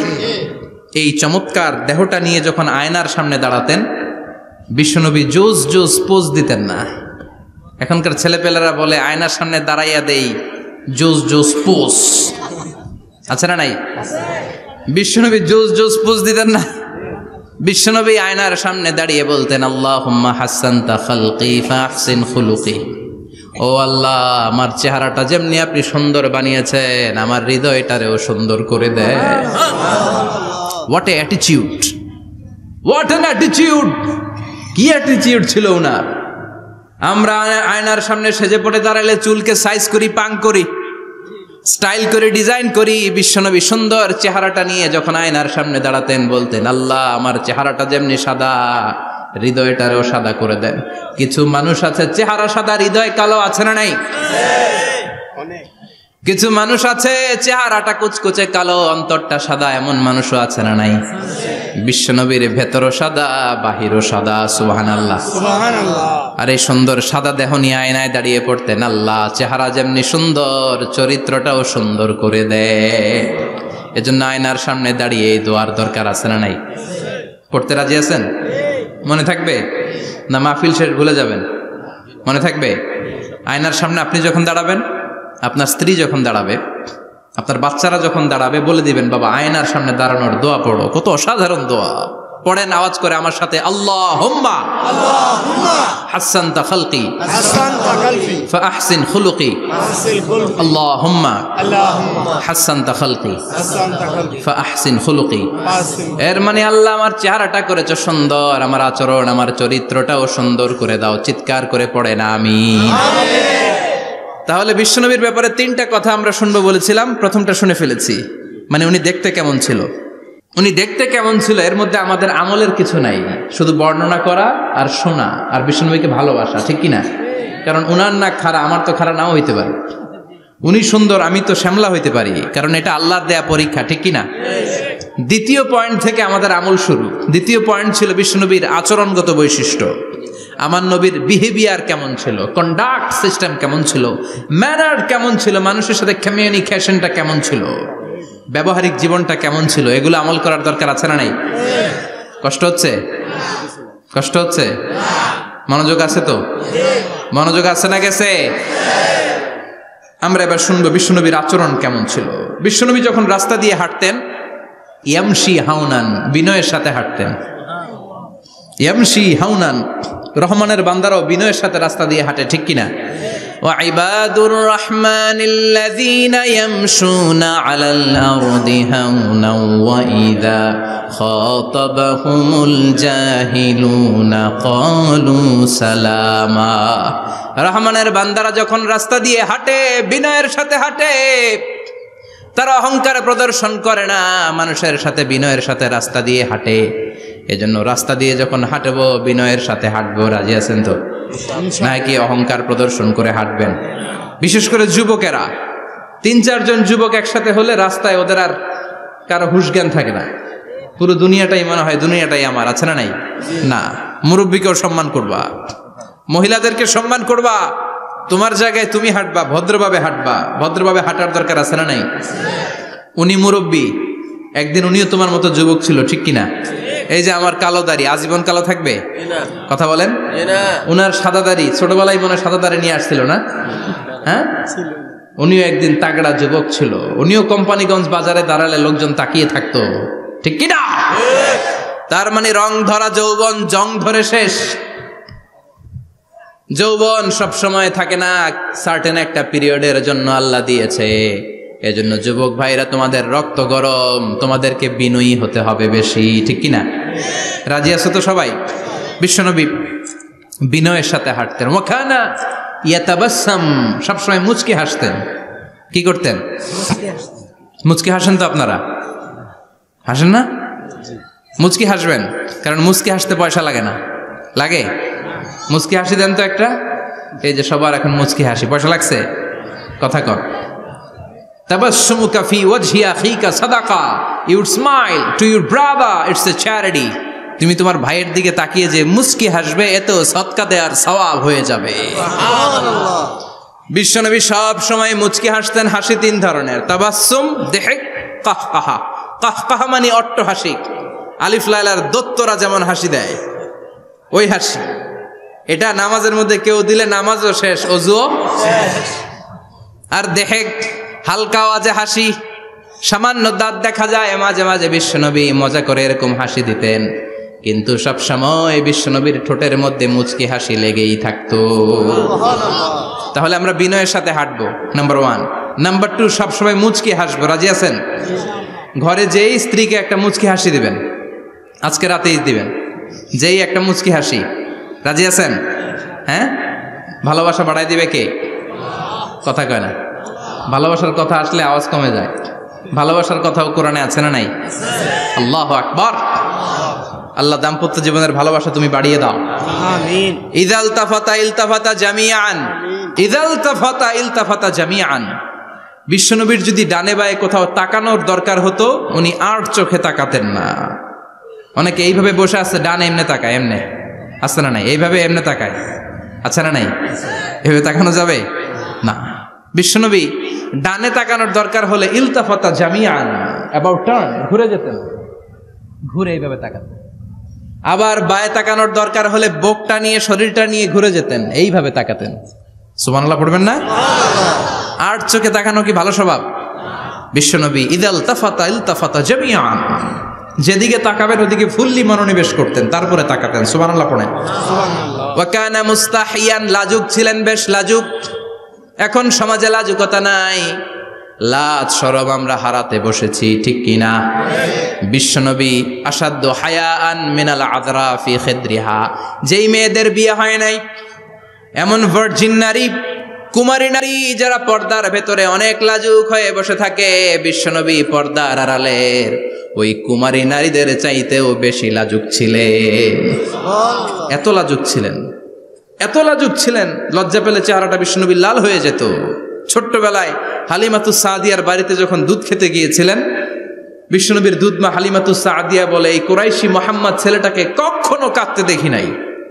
ক্ষুধা লাগলেও কাঁদে না, ব্যথা পেলেও কাঁদে না, শুধু লজ্জাস্থানের জায়গা থেকে কাপড়টা একটু সরে গেলে ছোট্ট মোহাম্মদ চিৎকার দিয়ে ওঠে। কি বুঝে সে? ক্ষুধা লাগলেও কাঁদতো না, ব্যথা পেলেও কাঁদতো না, লজ্জাস্থানের জায়গা থেকে কাপড় সরে গেলে বিশ্বনবী চিৎকার দিয়ে উঠতেন। সুবহানাল্লাহ পড়ে। এজন্য লজ্জা শরমের দরকার আছে না নাই?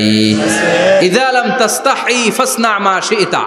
যদি লজ্জা শরম না থাকে, যা মন চাই তাই করতে পারো। এটা আমাদের বাংলাদেশে ব্যাপক। লাজ শরম কিচ্ছু নাই। এজন্য লাজুকতার বড় দরকার।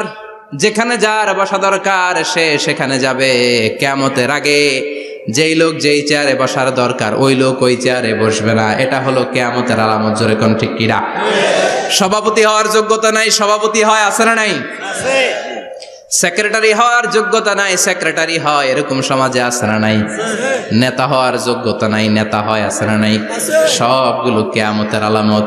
আমার বিশ্বনবী এমন লাজুক ছিলেন, বিশ্বনবীর মতো এমন লাজুক নবী আর কেউ ছিল নাকি?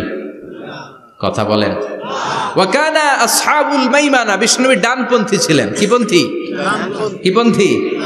মুষ্টিবদ্ধ ডান হাতটাকে এরকম উপরের দিকে করেন আর চিৎকার করে বলেন, বিশ্বনবী কোন পন্থী ছিল? আমরা কোন পন্থী? জান্নাতে কারা ঢুকবে? কোন বামপন্থীর স্থান জান্নাতের ভেতরে হবে? চিৎকার করে বলেন, কোন নাস্তিক জান্নাতে ঢুকতে পারবে? এজন্য নবীদের মতো ডানপন্থী হতে হবে। জোরে কোন ঠিক কিনা? বিশ্বনবী সব ভালো কাজগুলো ডান দিক দিয়ে করতে পছন্দ করতেন। জামা পরলে ডান দিক দিয়ে, খাবার বিতরণ করলে ডান দিক দিয়ে, মুসাফা করা শুরু করলে ডান দিক দিয়ে, ডান দিক দিয়ে ভালো কাজ বিশ্বনবী পছন্দ করতেন। সুবহানাল্লাহ পড়েন। আসহাবুল মাইমানা, বিশ্বনবী মেহমানদারি করতে পছন্দ করতেন। আমরা করি তো? মেহমানদারি করান? মেহমান ঘরে আসলে ভালো লাগে? খারাপ লাগে কার কার দেখি? সবার ভালো লাগে, কিন্তু আমরা অনেকে খুশি হই না। মেহমান আসলে নাখোশ হই, নিজে খাইতে পাই না। মেহমান আইছে কে? খাওয়ামো করতে, খাওয়ান নাই, যেন ও খাওয়ান বানাইছে। খাওয়ান পাঠায় কে? আল্লাহ। রিজিক দেয় কে? আল্লাহ। গোটা বিশ্বের সবাই মিলে আমরা একটা চাল বানাতে পারবো নাকি? ও মিয়া চাইনিজ চাউল না, চাইনিজ ডিম না, ওগুলা সবাই পারে, ঠিক কিনা? আল্লাহর বানানো ন্যাচারাল চাল, গাছের মধ্যে হওয়া যেই চাল, ধান আল্লাহ তৈরি করেছে, এরকম ধান, এরকম একটা পেয়ারা, এরকম ছোট্ট একটা কমলার টুকরা গোটা বিশ্বের সবাই মিলে বানাতে পারে নাকি? এজন্য রিজিকের মালিক কে? মেহমান আপনার রিজিকে ভাগ বসাতে আসে না, সে তো তার রিজিক নিয়ে আসে। সে আরো এসে আপনার রিজিকে বরকত ঢুকিয়ে দিয়ে যায়। চিল্লা এখন ঠিক কিনা? কারণ আমরা বরকতে বিশ্বাসী। বরকত বিশ্বাস করেন? 5 লাখ টাকা মাসে কামায়, ডাইন হাতে বা হাতে, আছে না নাই? হালাল হারাম ইচ্ছা মতো কামায়, মাস শেষে কিচ্ছু থাকে না, এরকম ডাকাইত আছে না নাই? হসপিটালের একটা বিল পরিশোধ করতে 3 লাখ চলে যায়, ঋণের বোঝায় জর্জরিত, রাতে ঘুম নাই, তার মানে বরকত নাই। আরেকজনের বেতন 20,000, কয় হাজার? বাড়ি ভাড়া 6,000, বাজার খরচ 6,000, ছেলে মেয়ের স্কুলের বেতন 6,000, বেড়ায় দান করে আরো 1,000, আরো থাকে। সুবহানাল্লাহ পড়েন। দিস ইজ কল্ড বারাকা। 20,000-এর বেতনের ভেতরে বারাকা ছিল। 5 লক্ষ ইনকাম, 1 টাকাও নাই, ঠিক কিনা? এজন্য কোটি টাকার মালিক দেখলে মনে করবেন না অনেক সুখ। এই দুনিয়ার জীবনটা ধোঁকা, মোহাচ্ছন্ন হয়ে আছি আমরা। এটা ধোঁকা, এটা মরিচিকা, এটা চাকচিক্যময় একটা জায়গা। মৃত্যুর পর মনে হবে একটা দুঃস্বপ্ন ঘটেছিল আমার। বিশাল এক জগৎ পড়ে আছে সামনে। দুনিয়াটাই ধোঁকা, দুনিয়াটাই মোহের জায়গা। আমরা সবাই মোহাচ্ছন্ন হয়ে আছি। দুনিয়ার উদাহরণ হলো 3টা লাশ আর 4টা স্বর্ণের টুকরার সমান। 3 জন যুবক কাজের জন্য বেরিয়েছে, পথিমধ্যে 4টা স্বর্ণের টুকরা পেয়েছে। যুবক কয়টা? স্বর্ণ পাইছে কয়টা? মহা খুশি, খুশিতে বাকবাকুম। 4টা স্বর্ণের বড় বড় টুকরা পাইছে। আমরা আজীবন খেলে বসে খেয়ে যেতে পারবো, কিচ্ছু লাগবে না আমাদের। তিন বন্ধু বলে ভাগ করি, আরেকজন বলে ক্ষুধা লাগছে। একজন যা বাজার থেকে রুটি কিনে নিয়ে আয়, খাওয়ার পরে ভাগ করবো। একজন রুটি কিনতে গেল, শয়তান দুইটারে বুঝায়, ওইটারে মারতে পারলে ভাগ বটোয়ারা সহজ হবে। তোরা দুইজন স্বর্ণ 4টা, তুই নিবি 2টা, ও নিবে 2টা। হিসাব সহজ না? দুই বন্ধু প্ল্যান করছে, ওইটারে মাইরা তুই 2টা আমি 2টা। যেটা রুটি আনতে গেছে প্ল্যান করেছে, রুটির মধ্যে বিষ মিশায় নেই। কি মিশাবো? বিষ। তাহলে বিষ খাওয়া রুটি খেয়ে ওই 2টা সে সব পাবে, আমি পাবো। ভাগাভাগির কিছু নাই, সব যাবে আমার কাছে। 4টা স্বর্ণের টুকরার মালিক আমি। রুটির মধ্যে বিষ মেখে নিয়ে এসেছে।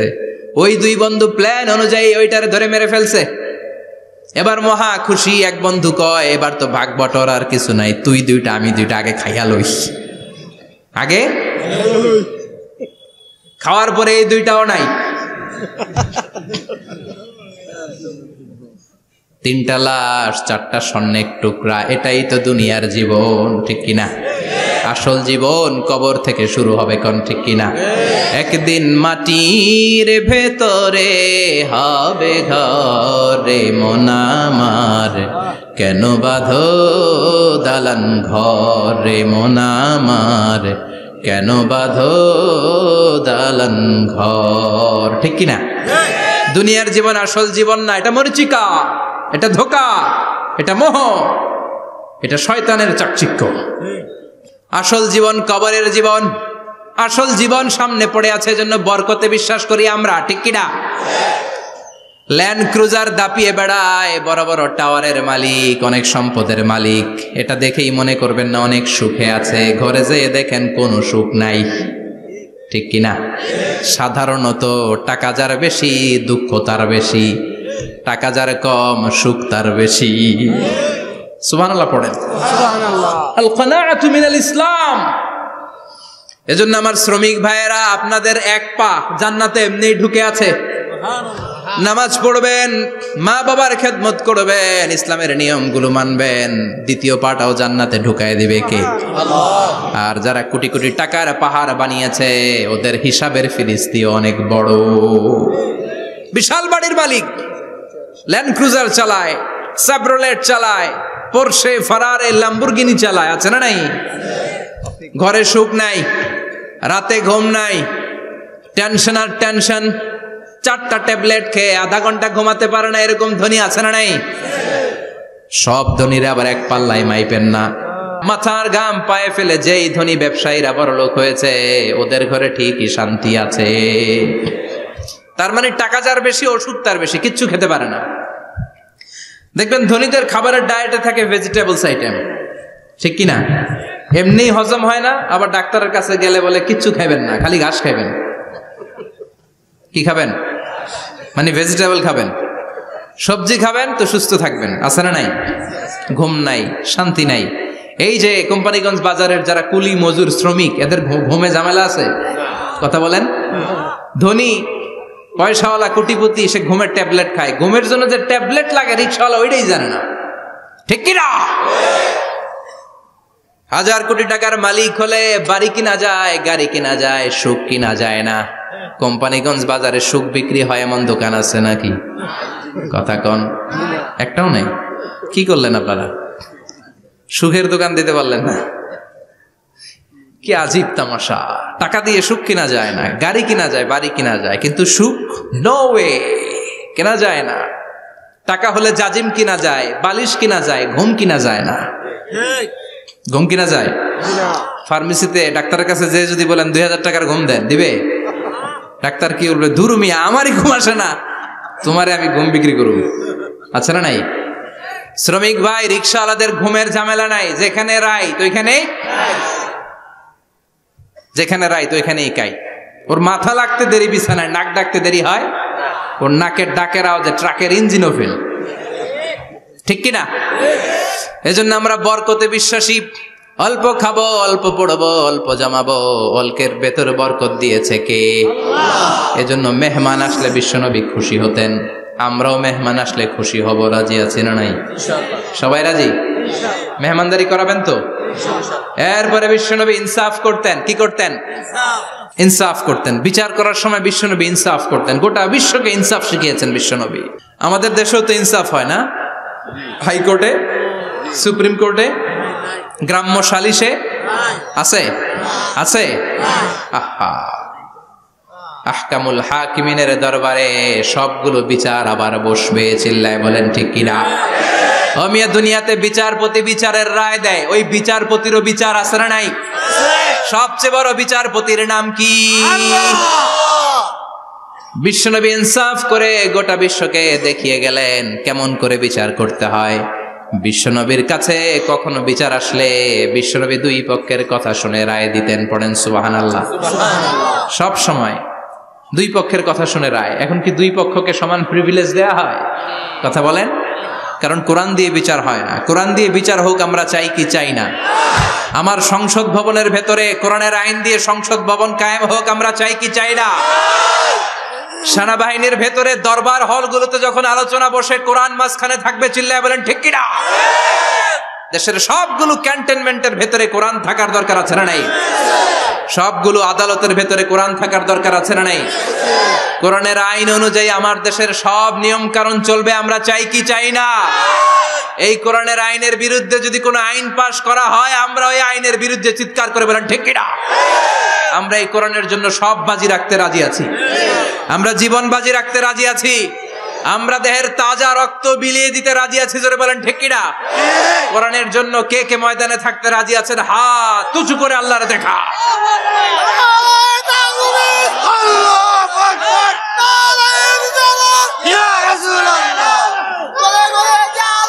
ইসলামের শত্রুরা হুঁশিয়ার সাবধান, ইসলামের শত্রুরা হুঁশিয়ার সাবধান। নারায়ে তাকবীর, আল্লাহু আকবার। আল্লাহ কোরআনের জন্য যে ভালোবাসাটাকে তুমি কবুল করো। আমরা যেন দেখে যেতে পারি যে এই দেশে কালেমার পতাকা পতপত করে উড়েছে। আমরা যারা ইসলামের পক্ষে, এটাই আমাদের অপরাধ। আমরা ইসলামকে একটা বিজয়ী শক্তি হিসেবে দেখতে চাই। আমরা ইসলামকে পার্লামেন্টের ভেতরে দেখতে চাই। আমরা কালিমার পতাকা পতপত করে উঠছে এটা দেখে যেতে মরতে চাই। চিল্লায় বলেন ঠিক কিনা? বিশ্বনবী ইনসাফ শিখালেন। বিচার আসলে দুই পক্ষের কথা শুনতেন। বিশ্বনবীর স্ত্রী সাওদা এসে বলে, নবী, আমি আপনার কুমারী বউ আয়েশার ঘরে তরকারি নিয়ে গিয়েছিলাম, ঝোল নিয়ে গিয়েছিলাম, কোন বর্ণনায় পায়েস নিয়ে গিয়েছিলাম। তরকারি দেওয়ার পরে আপনার স্ত্রী রেগে বলে, তরকারি দিলা কেন? আমি কি তরকারি রাঁধতে পারি না? আনলা কেন? রাগের চোটে তরকারির ঝোল নিয়ে পায়েস নিয়ে আমার গালের মধ্যে মাখিয়ে দিয়েছে আপনার বউ। আপনি তো শ্রেষ্ঠ বিচারক, ও নবী বিচার করে দেন। দুই বউয়ের মধ্যে ঝগড়া আছে না নাই? বিশ্বনবী সাউদার কথা শুনলেন, মা আয়েশাকে ডেকে পাঠালেন।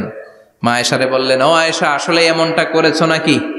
মা আয়েশা বলে, নবী, তখন আমার মেজাজটা বড্ড গরম ছিল, রাগের মাথায় ঝোল নিয়ে আমি সাউদার মুখে লাগিয়ে দিয়েছি। আসলে কাজটা ঠিক হয় নাই, আমারে ক্ষমা করেন। বিশ্বনবী দুইজনের কথা শুনে ঠান্ডা হয়ে বসলেন। সুবহানাল্লাহ। একজনের কথা শুনে রায় দেয় নাই, ঠিক কিনা?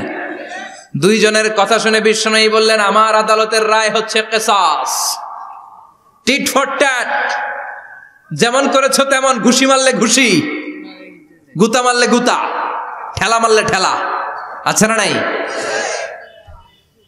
সাউদাকে যেমনি তুমি পায়েস মাখিয়ে দিয়েছ, সাউদাও পায়েসের বাটি থেকে কিছু পায়েস নিয়ে আয়েশার গালে মাখো। সুবহানাল্লাহ পড়েন।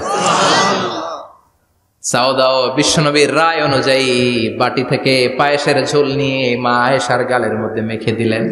মা আয়েশা কি আর করবেন, হেসে দিলেন। সাইয়েদাতুনা সাউদাও হাসলেন, বিশ্বনবীও হাসলেন। আরশের উপর থেকে খুশি হয়ে গেল কে? আল্লাহ। এজন্য কোরআন দিয়ে যদি, কোরআনের নিয়ম দিয়ে যদি, বিশ্বনবীর শেখানো পন্থায় যদি বিচার হয়, ওই বিচারের মধ্যে ইনসাফ থাকবে, জুলুম থাকবে না। ওই বিচারের মধ্যে কোনো স্কাইপি কেলেঙ্কারি হবে না। আমাদের টেলিফোনের ফোনালাপ ফাঁস হয়ে যায়, স্কাইপি ফাঁস হয়ে যায়, অনেক ঝামেলা হয়ে যায়, আছে না নাই? এরপরেও জনগণের চোখ খোলে না। আল্লাহ তুমি চোখ খোলার তৌফিক দাও, সহি সমাজ দান করো, পড়ে না আমিন। বিশ্বনবী ইনসাফ করতেন। বনু মাখজুমিয়া গোত্রের এক মহিলা চুরিতে ধরা পড়ল। কিসে ধরা পড়ল?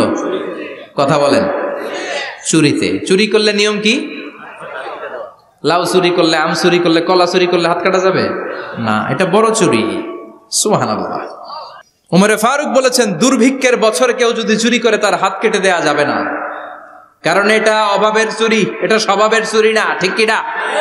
ঘরে খাবার নাই, পেটে দানা পানি নাই, লাউ চুরি করছে, মুরগি চুরি করছে, এই চোরের হাত কেটে দিও না, কারণ সে ক্ষুধার্ত, পেটে খাবার আছে, গায়ে জামা আছে, সমাজে সম্মান আছে, তারপরেও পুরো দেশটা খেয়ে ফেলতে চায়, এরকম ডাকাত আছে না নাই? দেশের টাকা পাচার করে, ব্ল্যাক মানি করে, এরকম ডাকাত আছে না নাই? ঘুষ খেতে খেতে পেটটা এরকম হাতির মতো মোটা করেছে, এরকম ডাকাত আছে না নাই? দেশের সবকিছু লুণ্ঠন করে, এরকম আছে না নাই? এই ডাকাতদের হাত কাটার মধ্য দিয়ে হাত কাটার প্রোগ্রাম শুরু করতে হবে। এরকম একটা ডাকাতের হাত কেটে যদি দেশের গভর্নমেন্ট বাইতুল মোকাররমে জুমার নামাজের সামনে লাইভ সম্প্রচার করে, সারা বাংলাদেশের 18 কোটি মানুষ যদি দেখে, আর কেউ চুরি করবে? চুরি করার আগে 3 বার লাফ দিবে, যেরকম ঠিক কিনা? বনু মাখজুমিয়া গোত্রের এক নারী চুরিতে ধরা পড়ল। ভেরি প্রেস্টিজিয়াস এন্ড ডিগনিফাইড ফ্যামিলির মেয়ে। এলাকায় সম্ভ্রান্ত কিছু ফ্যামিলি থাকে না, এরকম বড় ফ্যামিলির মেয়ে। সব সাহাবারা বলল, এখন যদি নবী হাত কেটে দেয় মদিনাতে তো মারামারি হবে। ওসামা বিন যায়েদকে বলল, ওসামা, তুমি বিশ্বনবীর সবচেয়ে প্রিয় পাত্র, হুব্বু রাসূলিল্লাহ, তুমি যাও বিশ্বনবীরে বলো হাত যেন কেটে না দেয়।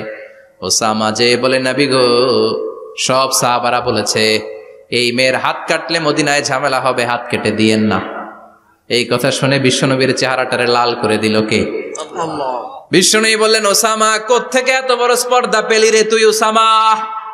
এই আইনটা তো আমি বানাই নাই, আরশের উপর থেকে এই আইনটা নাজিল করেছে কে?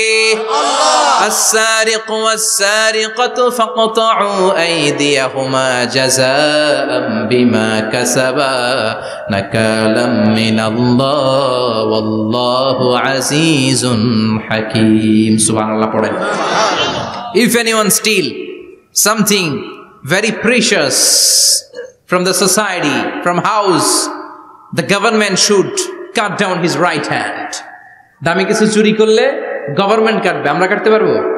এটা সরকারের কাজ, সরকার ডান হাত কেটে দিবে। ওসামা, এটা আল্লাহর আইন। কেমন করে আল্লাহর আইনে তুমি সুপারিশ করতে আসো? কোন বনু মাখজুমিয়া গোত্রের মেয়ে? ওই মেয়ে তো দূরের কথা, আমার কলিজার টুকরা ফাতেমাও যদি চুরি করে, আমি রামদা নিয়ে ফাতেমার ডান হাতটা এক কোপ দিয়ে কেটে দিতে এক মুহূর্ত দেরি করব না রে ওসামা। জাস্টিস, ইনসাফ শিখে নাও। কেমন করে প্রতিষ্ঠা করেছে বিশ্বনবী, চিৎকার করে বলেন ঠিক কিনা? এগুলো হচ্ছে বিশ্বনবীর অভ্যাস, আচরণ। বিশ্বনবী ধীরস্থির ভাবে কথা বলতেন, তাড়াহুড়ো করতেন না। সাহাবারা বলতেন, বিশ্বনবী যখন কথা বলতেন প্রতিটা শব্দ আলাদা করা যেত, প্রতিটা অক্ষর আলাদা করা যেত। আল্লাহু আকবার। আবার জরুরি কোনো কথা যখন বিশ্বনবী বলতেন, ওইটাকে 3 বার বিশ্বনবী রিপিট করতেন। কয়বার? 3 বার। কারণ জরুরি। কারণ কি? যেন না ভুলে যায়, ভুল যেন না হয়, 3 বার বলতেন। বিশ্বনবী একবার তাকওয়া নিয়ে ওয়াজ করতেছিলেন, আর বলছিলেন, তাকওয়া হা হুনা, হা হুনা, হা হুনা। তাকওয়া এইখানে, এইখানে, এইখানে। কয়বার বললেন? কারণ তাকওয়ার ওয়াজ কি কম গুরুত্বপূর্ণ নাকি বেশি গুরুত্বপূর্ণ? তাকওয়া মানে কার ভয়? যাদের হৃদয়ে আছে আল্লাহর ভয়, তারা কবু পথ ভুলে যায় না। আল্লাহর প্রেম ছাড়া এই দুনিয়ায় কারো কাছে কোনো কিছু চায় না। ঠিক কি না? যাদের হৃদয়ে আছে আল্লাহর ভয়, তারা কবু পথ ভুলে যায় না। আল্লাহর প্রেম ছাড়া এই দুনিয়ায় কারো কাছে কোনো কিছু চায় না। রাতের আধারে যারা সেজদাতে রয়, দু চোখের শ্রুতে নদী যেন বয়। রাতের আধারে যারা সেজদাতে রয়, দু চোখের শ্রুতে নদী যেন বয়। ছলনার হাতছানি যতই ডাকুক, ছলনার হাতছানি যতই ডাকুক, পেছনে ফিরেও সে তাকায় না। যাদের হৃদয়ে আছে আল্লাহর ভয়, তারা কবু পথ ভুলে যায় না। আল্লাহর প্রেম ছাড়া এই দুনিয়া কারো কাছে কোনো কিছু চায় না। চিৎকার করে বলেন ঠিক কিনা? তাকওয়ার ওয়াজ করলেন, তাকওয়া মানে আল্লাহর ভয়। বিষ্ণুই বললেন তাকওয়া হা হুনা, তাকওয়া হা হুনা, তাকওয়া হা হুনা, তাকওয়া এই জায়গায়, তাকওয়া এই জায়গায়, তাকওয়া এই জায়গায়। যেহেতু এটা গুরুত্বপূর্ণ, বিষ্ণুনবী 3 বার ইঙ্গিত করে বলেছেন। সুবহানাল্লাহ। বিষ্ণুনবী বলেন না তাকওয়া হা হুনা, তাকওয়া এইটা। বলেন না তাকওয়া হা হুনা, তাকওয়া এইটা। বলেন না তাকওয়া হা হুনা, তাকওয়া এইটা। জুব্বায় তাকওয়া, দাড়িতে তাকওয়া, টুপিতে তাকওয়া বলে নাই। তাকওয়ার আসল জায়গা হলো হৃদয়। এজন্য যাদের হৃদয়ে আল্লাহর ভয় আছে তারা কোনোদিন পথ হারাতে পারে, তাদেরকে সিরাতুল মুস্তাকিমের উপর দায়েম রাখে কে? কি সুন্দর অভ্যাস ছিল বিশ্বনবীর, মানার দরকার আছে না নাই? বিশ্বনবীর আরেকটা অভ্যাস ছিল, বাসি খাবার খেতেন না, জানেন? বাসি খেতেন না, অল্প খেতেন, কিন্তু যেটা খেতেন ভালোটা খেতেন। অল্প খেতেন কিন্তু যেটা খেতেন ভালো খেতেন। মধু খেতে পছন্দ করতেন, কিন্তু মধুর মধ্যে দুর্গন্ধওয়ালা একটা মধু আছে না, মাগাফির। বুখারীতে লম্বা ঘটনা, ওইদিকে যাব না। এই মাগাফিরের মধু উনি খেতে চাইতেন না। ভালো সুগন্ধিওয়ালা মধু তিনি বিশ্বনবী খেতে পছন্দ করতেন। বিশ্বনবীর খাবারের তালিকায় সবচেয়ে পছন্দনীয় তালিকায় ছিল এই মধু।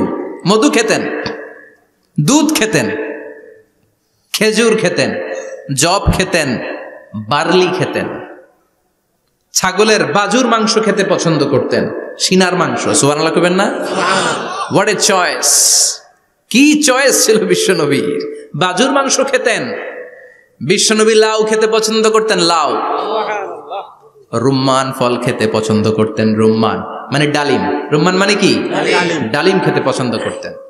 মাশরুম খেতে পছন্দ করতেন। সুবহানাল্লাহ পড়েন। মাশরুমের স্যুপ পাওয়া যায় না রেস্টুরেন্টে? বিশ্বনবী বলতেন আল কামআতু মিনাল মান্নি ওয়া মাউহা শিফাউন লিল আইন। এই কামআ মানে মাশরুম, ব্যাঙের ছাতা, এটা হলো মান্না সালোয়ার মতো দামি খাবার। আর এই মাশরুমের স্যুপ চোখের জন্য মহৌষধ। যাদের রাতকানা দিনকানা আছে মাশরুমের স্যুপ খান, চোখ ভালো করে দিবে কে?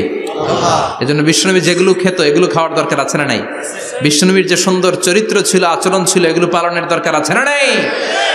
তাহলে বিশ্বনবীর 3টা কথা বলবো বলেছিলাম। প্রথম কথা ছিল দেখতে কেমন ছিল।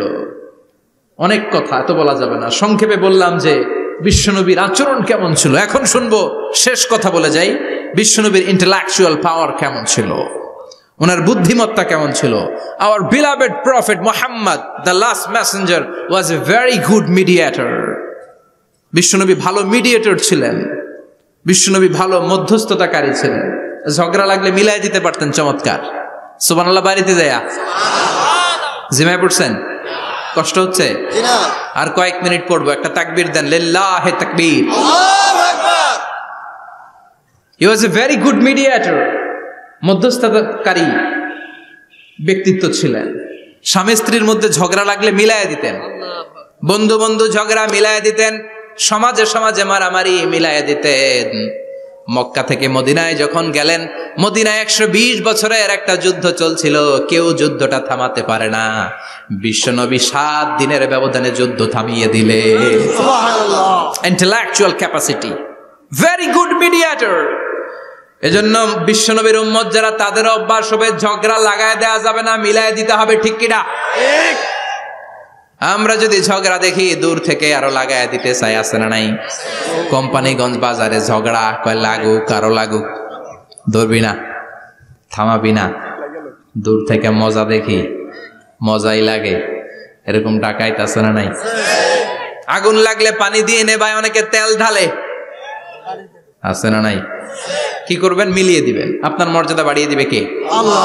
বিশ্বনবী ভেরি গুড মিডিয়েটর ছিলেন। বিশ্বনবী লজিক্যাল এবং রেশনাল ছিলেন, বুদ্ধিমত্তাকে কাজে লাগাতেন।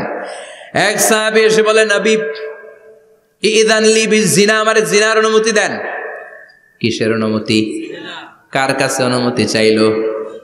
অন্যান্য সাহাবারা এই যুবক ছেলেটাকে ধমকাতে লাগলো, বসো, এই মিয়া বসো, বিশ্বনবীর কাছে কি কথা বলে এগুলা? ওই যুবক বসে রইল। বিশ্বনবী কাজ সারালেন, এরপর বললেন, আইনা শাবাব, ওই যুবকটা কোথায়? এদিকে আসো, কি চাইছো বলো। কয়, বিশ্বনবী আপনি আমারে জিনা করার অনুমতি দেন। বিশ্বনবী যুবকটারে কাছে ডেকে আনলেন, বললেন, ও যুবক, তোমার ঘরে বোন আছে কিনা? কয় আছে। তোমার বোনের সাথে কোনো পুরুষ জিনা করুক, তোমার কেমন লাগবে? সে বলে, আমি এই পুরুষটারে হত্যা করব। হত্যা করবা? ওকে, ডান।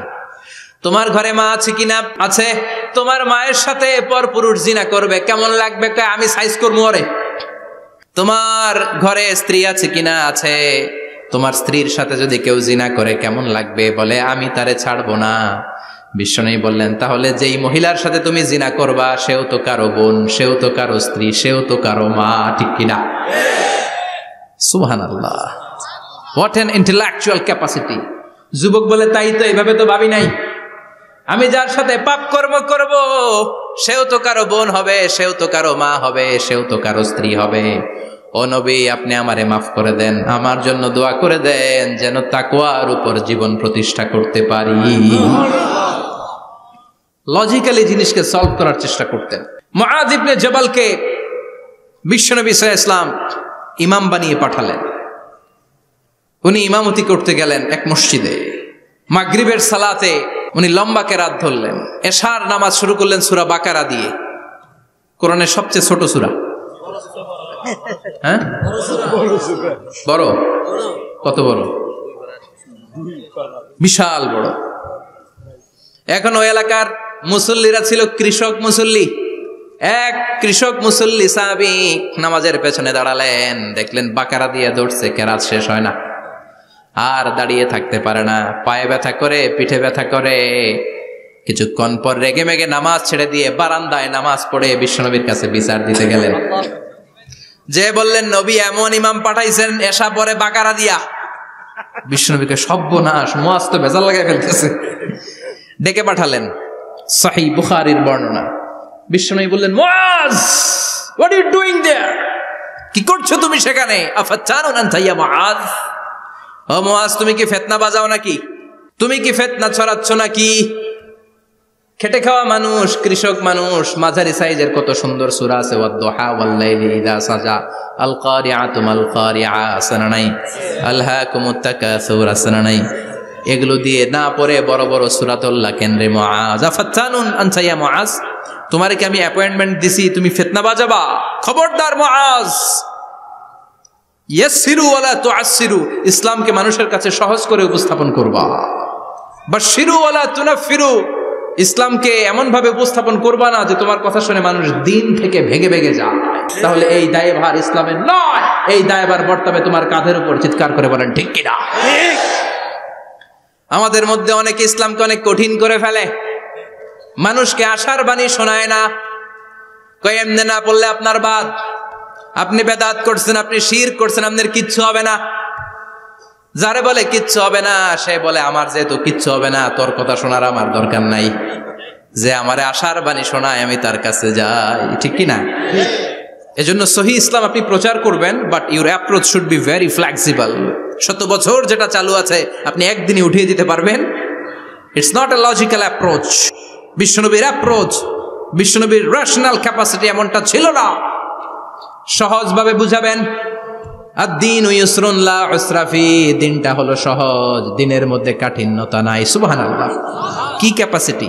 আমি যেমনি আপনাদেরকে নিয়ে বসে ওয়াজ করতেছি, বিশ্বনবী ওয়াজ করতেন, তবে সংক্ষিপ্ত ওয়াজ। আমরা আধা ঘন্টা করে যদি রাখতে চাই, হুজুর আরো আধা ঘন্টা করেন, তো আরো আধ ঘন্টা করে যদি শেষ করতে চাই, হুজুর আর 10 মিনিট করেন। হুজুর ওয়াজ অনেক টেস্ট লাগে, হুজুর নামাজ টেস্ট লাগে না। আচ্ছা না নাই? ওয়াজ ভাল লাগে, নামাজ ভাল লাগে না, কিন্তু বিশ্বনবীর ওয়াজ ছিল সংক্ষিপ্ত। আর বিশ্বনবী বলতেন, one of the minor sign before the day of judgement, your lecture will be longer, your সালাত উইল বি শর্টার। কিয়ামতের আগে তোমাদের লেকচার, ইসলামী লেকচার লম্বা হবে, নামাজ হয়ে যাবে সংক্ষিপ্ত। এই আলামত সমাজে আছে না নাই? বিশ্বনবী সংক্ষিপ্ত কথা বলতেন, আর ওনার বুদ্ধিবৃত্তিক ক্যাপাসিটি কাজে লাগিয়ে তিনি বুঝাতেন। হাত দিয়ে ইঙ্গিত করতেন, আঙ্গুলের বিভিন্ন ব্যবহার সমাজে আছে না নাই? এরকম করলে এটারা লাইক বলে না, এরকম করলে বলে ডিসলাইক। আবার ক্রিকেটে এরকম করলে কয় ছক্কা, আবার একটা উড়াইলে কয় তুই যা। একটা মানে কি? আবার বিজয় দেখায় কেমনে? কথা কন, ভিক্টরি। আছে না নাই? বিশ্বনবীও এটাকে মডার্ন টিচিং মেথোডোলজি বলে। আধুনিক শিক্ষা পদ্ধতিতে এখন দেখবেন যে আগে ব্ল্যাক বোর্ডে লিখতো, এখন হোয়াইট বোর্ডে লিখে মার্কার দিয়ে।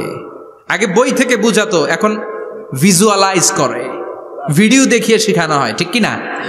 বিশ্বনবী এটা করতেন। বিশ্বনবী একবার কিয়ামতের ওয়াজ করছেন, দুইটা আঙ্গুলকে এরকম করে বললেন, আনা বুইসতু আনা ওয়াসসাআতু কাহাতাইন, এই দুইটা আঙ্গুল যেমনি কাছাকাছি, আমি এবং কিয়ামত এরকম কাছাকাছি নাজিল হয়েছি। আমি এবং কিয়ামত এরকম কাছাকাছি। বুইসতু আনা ওয়াসসাআতু কাহাতাইন। আবার বলতেন, আনা ওয়া কাফিলুল ইয়াতীমি কাহাতাইন, আমি এবং ইয়াতীমের রক্ষণাবেক্ষণকারী এই দুইজন জান্নাতের এরকম কাছাকাছি থাকবো। কোন সুবহানাল্লাহ। এরকম আঙ্গুল দিয়ে বিশ্বনবী বুঝাতে চাইতেন। আবার মাটির মধ্যে খেজুর গাছের ডালা দিয়ে লম্বা একটা দাগ টানলেন, ডানে বায়ে অনেকগুলো দাগ টানলেন। সাহাবারা বললেন, এটা কি? বিশ্বনবী বললেন, এই যে দাগটা দেখলা, এই দাগটার নাম হলো সিরাতুল মুস্তাকিম। চিল্লায় বলেন, এই দাগটার নাম কি? সিরাতুল মুস্তাকিম। আর ডানে বায়ে ছোট ছোট যে দাগগুলো দিলাম, এগুলো হলো সুবুলুশ শয়তান, শয়তানের রাস্তা। সিরাতুল মুস্তাকিমে উঠলে শয়তানের রাস্তা থেকে অনেক হাতছানি আছে না নাই? ডানে বায়ে তাকানো যাবে না। সিরাতুল মুস্তাকিমে যে তুমি উঠেছ, চলতে থাকে বা চলা শুরু হলো দুনিয়াতে, শেষ হয়ে যাবে জান্নাতে। সুবহানাল্লাহ। বিশ্বনবী মাঝে মাঝে বুঝানোর জন্য প্রশ্ন করতেন, কারণ প্রশ্ন ছুড়ে দিলে মানুষের মধ্যে জানার আগ্রহ বাড়ে না কমে? কথা বলেন। আমি যদি একটা প্রশ্ন করি আর বললাম উত্তর দেন, কেউ পারতেছেন, একটু ঠেকা ঠেকা ভাব, ঠেকে যাচ্ছেন, তখন হুট করে উত্তরটা বললে এটার জীবনে ভুলবেন না, বলবেন? কারণ ওই যে ঠেকছেন, শিখছো কোথায়? ঠেকছি যেথায়, ঠিক কিনা? বিশ্বনবী প্রশ্ন করতেন। বিশ্বনবীর এই প্রশ্নটা বলে শেষ করছি। বিশ্বনবী সাহাবাদের মাঝখানে ওয়াজ করতেছেন আর বলতেছেন, ইন্না মিনা শাজারি শাজারা লা ইয়াসকুতু ওয়ারাকুহা মাসালুহু কামাসালিল মুসলিম। বললেন, আমাদের এই ভূখণ্ডে এমন একটা গাছ আছে, যেই গাছের পাতা ঝরে না, এই গাছের দৃষ্টান্ত মুমিনের দৃষ্টান্তের মতো। বলো তো গাছটা কি? কে জানো? কেউ কথা কয় না। কি গাছ? কি গাছ? কেউ কথা কয় না, কেউ বলতে পারে না। কেউ বলে শাজারাতুল বাওয়াদি, ওই ক্যাকটাস গাছ, পাহাড়ি গাছ, ওই গাছ, সেই গাছ, কেউ বলতে পারে নাই। বিশ্বনবী বললেন, কেউ পারো নাই? সঠিকটা শুনে নাও, ইন্নাহা নাখলা, এটা খেজুর গাছ। সুবহানাল্লাহ পড়েন। সাহাবীরা ভাবছে এটা তো ঘরের পাশে আছে, এটা মনে কয় নাই। সব ঘরের চিপায় আরব দেশে খেজুর গাছ, সাহাবারা ভাবছে এটা তো ঘরের গাছ, এটা মনে হয় জিজ্ঞেস করে না, এজন্য দূরে দূরে চিন্তা করছে। কোন সুবহানাল্লাহ। সব সাহাবীরা বাড়িতে ফিরে গেলেন। ওমরে ফারুক, ওনার ছেলে আব্দুল্লাহ ইবনে ওমরও গেল। আব্দুল্লাহ বলে, আব্বা, বিষ্ণুনবী যে জিজ্ঞেস করেছিল, বলো তো কোন গাছের পাতা ঝরে না, যেই গাছের দৃষ্টান্ত মুমিনের দৃষ্টান্তের মতো? আপনারা কেউ পারেন নাই, আমি কিন্তু জানতাম এটা খেজুর গাছ। ওমরে ফারুক বললেন, বেটা কইলি না কেন? কইতে পারলে নবীর সামনে আমার কলিজাটা এত বড় হয়ে যেত। আমার কলিজার টুকরা ছেলে পেড়েছে, কেউ পারে নাই। আব্দুল্লাহ বলে, বাপ চাচা আপনারা কেউ পারেন না, আমি কই কেমনে? শরম লাগছে, শরম। সুবহানাল্লাহ কইবেন না? QA session, questioning answering session করে বিশ্বনবী সাহাবাদেরকে শিখাতে চাইতেন। এজন্য এ নবী এমন নবী যে নবীর পুরো জীবনের প্রতিটি ইঞ্চি ইঞ্চি জায়গাতে আমাদের জন্য শিক্ষা আছে না নাই? এই শিক্ষাগুলো গ্রহণ করতে রাজি আছেন তো? যা শুনলাম আমল করতে রাজি আছেন তো? বিশ্বনবীর জীবনী গ্রন্থ বেশি বেশি স্টাডি করতে রাজি আছেন ইনশাআল্লাহ? 2-4 জন কইছে খালি। সবাই রাজি আছেন তো ইনশাআল্লাহ? যাদের ঘরে বিশ্বনবীর কোনো জীবনী নাই, বাংলা অনেক জীবনী গ্রন্থ পাওয়া যায়। বিশ্বনবীর জীবনী হচ্ছে আমাদের জন্য মডেল, ঠিক কি না? এবং এই মডেল অনুযায়ী যদি আমাদের জীবনকে আমরা সাজাতে পারি, জান্নাতের দুয়ারগুলো আমাদের জন্য খোলা রাখবে কে? আল্লাহ। আল্লাহ আমাদের সবাইকে কথাগুলো বুঝার ও আমল করার তৌফিক দান করুক। আমরা পড়ি আমিন। আমিন। যতগুলো কথা বলেছি কোরআন সুন্নাহর আলোকে বলেছি, বানিয়ে কিছু বলি নাই। তারপরেও আমার মনের অজান্তে কোনো মিস ইনফরমেশন যদি আমার মুখ ফসকে বেরিয়ে যায়, সেগুলো যেন আল্লাহ তাআলা আপনাদের স্মৃতিপট থেকে মুছে দেয়। আমরা পড়ি আমিন। সত্য, সুন্দর, কল্যাণকর, হকের পক্ষে যা বললাম তার সবটুকুন আল্লাহ তাআলা প্রথমে আমাকে এবং আপনাদের সবাইকে আমলের তৌফিক দান করে। আমরা পড়ি আমিন। আপনারা সবাই ভালো থাকবেন, সুস্থ থাকবেন, সুন্দর থাকবেন, কোরআনের সাথে থাকবেন। সুবহানাকাল্লাহুম্মা বিহামদিকা আশহাদু আল্লা ইলাহা ইল্লা আনতা আস্তাগফিরুকা ওয়া আতুবু ইলাইক। ইয়া রাব্বি লাকাল হামদু কামা ইয়ানবাগি লিজালালি ওয়াজহিকা ওয়া আযীমি সুলতানিক। লাকাল হামদু বিল ঈমান, লাকাল হামদু বিল কুরআন, লাকাল হামদু বিল ইহসান। রব্বানা যালামনা আনফুসানা ওয়া ইল্লাম তাগফির লানা وترحمنا لنكونن من الخاسرين রব্বুল আলামিন গভীর রাত বিশ্ব নবীর জীবনী থেকে চমৎকার কিছু কথা শুনে আমরা তোমার দরবারে দুটি হাত পেতে দিলাম। আমাদের হাত দুইখানা তুমি কবুল আর মঞ্জুর করে দাও। আমরা সবাই গুনাহগার, গুনাহমদের বেশুমার, এমন কোনো গুনাহ নাই আমরা করি নাই। রব্বুল আলামিন তোমার কাছে ক্ষমা চাই, আমাদের সবাইকে তুমি মাফ করে দাও। আব্বা আম্মা, দাদা দাদি, নানা নানি, চাচা চাচি, খালা খালু, মামা মামি, পাড়া প্রতিবেশী, দেশি কেশি সবাইকে মাফ করে দাও। আমাদের যত আত্মীয় স্বজন কবরের বাসিন্দা প্রত্যেকের কবরগুলোর জান্নাতের বাগান বানিয়ে দাও। রব্বুল আলামিন আজকের এই কোম্পানিগঞ্জের বাজারের মধ্যে আমার শ্রমিক ভাইয়েরা সারাটা দিন খাটাখাটুনি করে তোমার এই কোরআনের বাগানটারে সফল করেছে। আল্লাহ, টাকা দিয়ে, পয়সা দিয়ে, বুদ্ধি দিয়ে, পরামর্শ দিয়ে যারা আজকে এই কোরআনের বাগানকে সফল করলো, কিয়ামতের দিন কঠিন মুসিবতের কালে আজকের এই মাহফিলটারে তুমি আমাদের নাজাতের ওসিলা বানিয়ে দাও।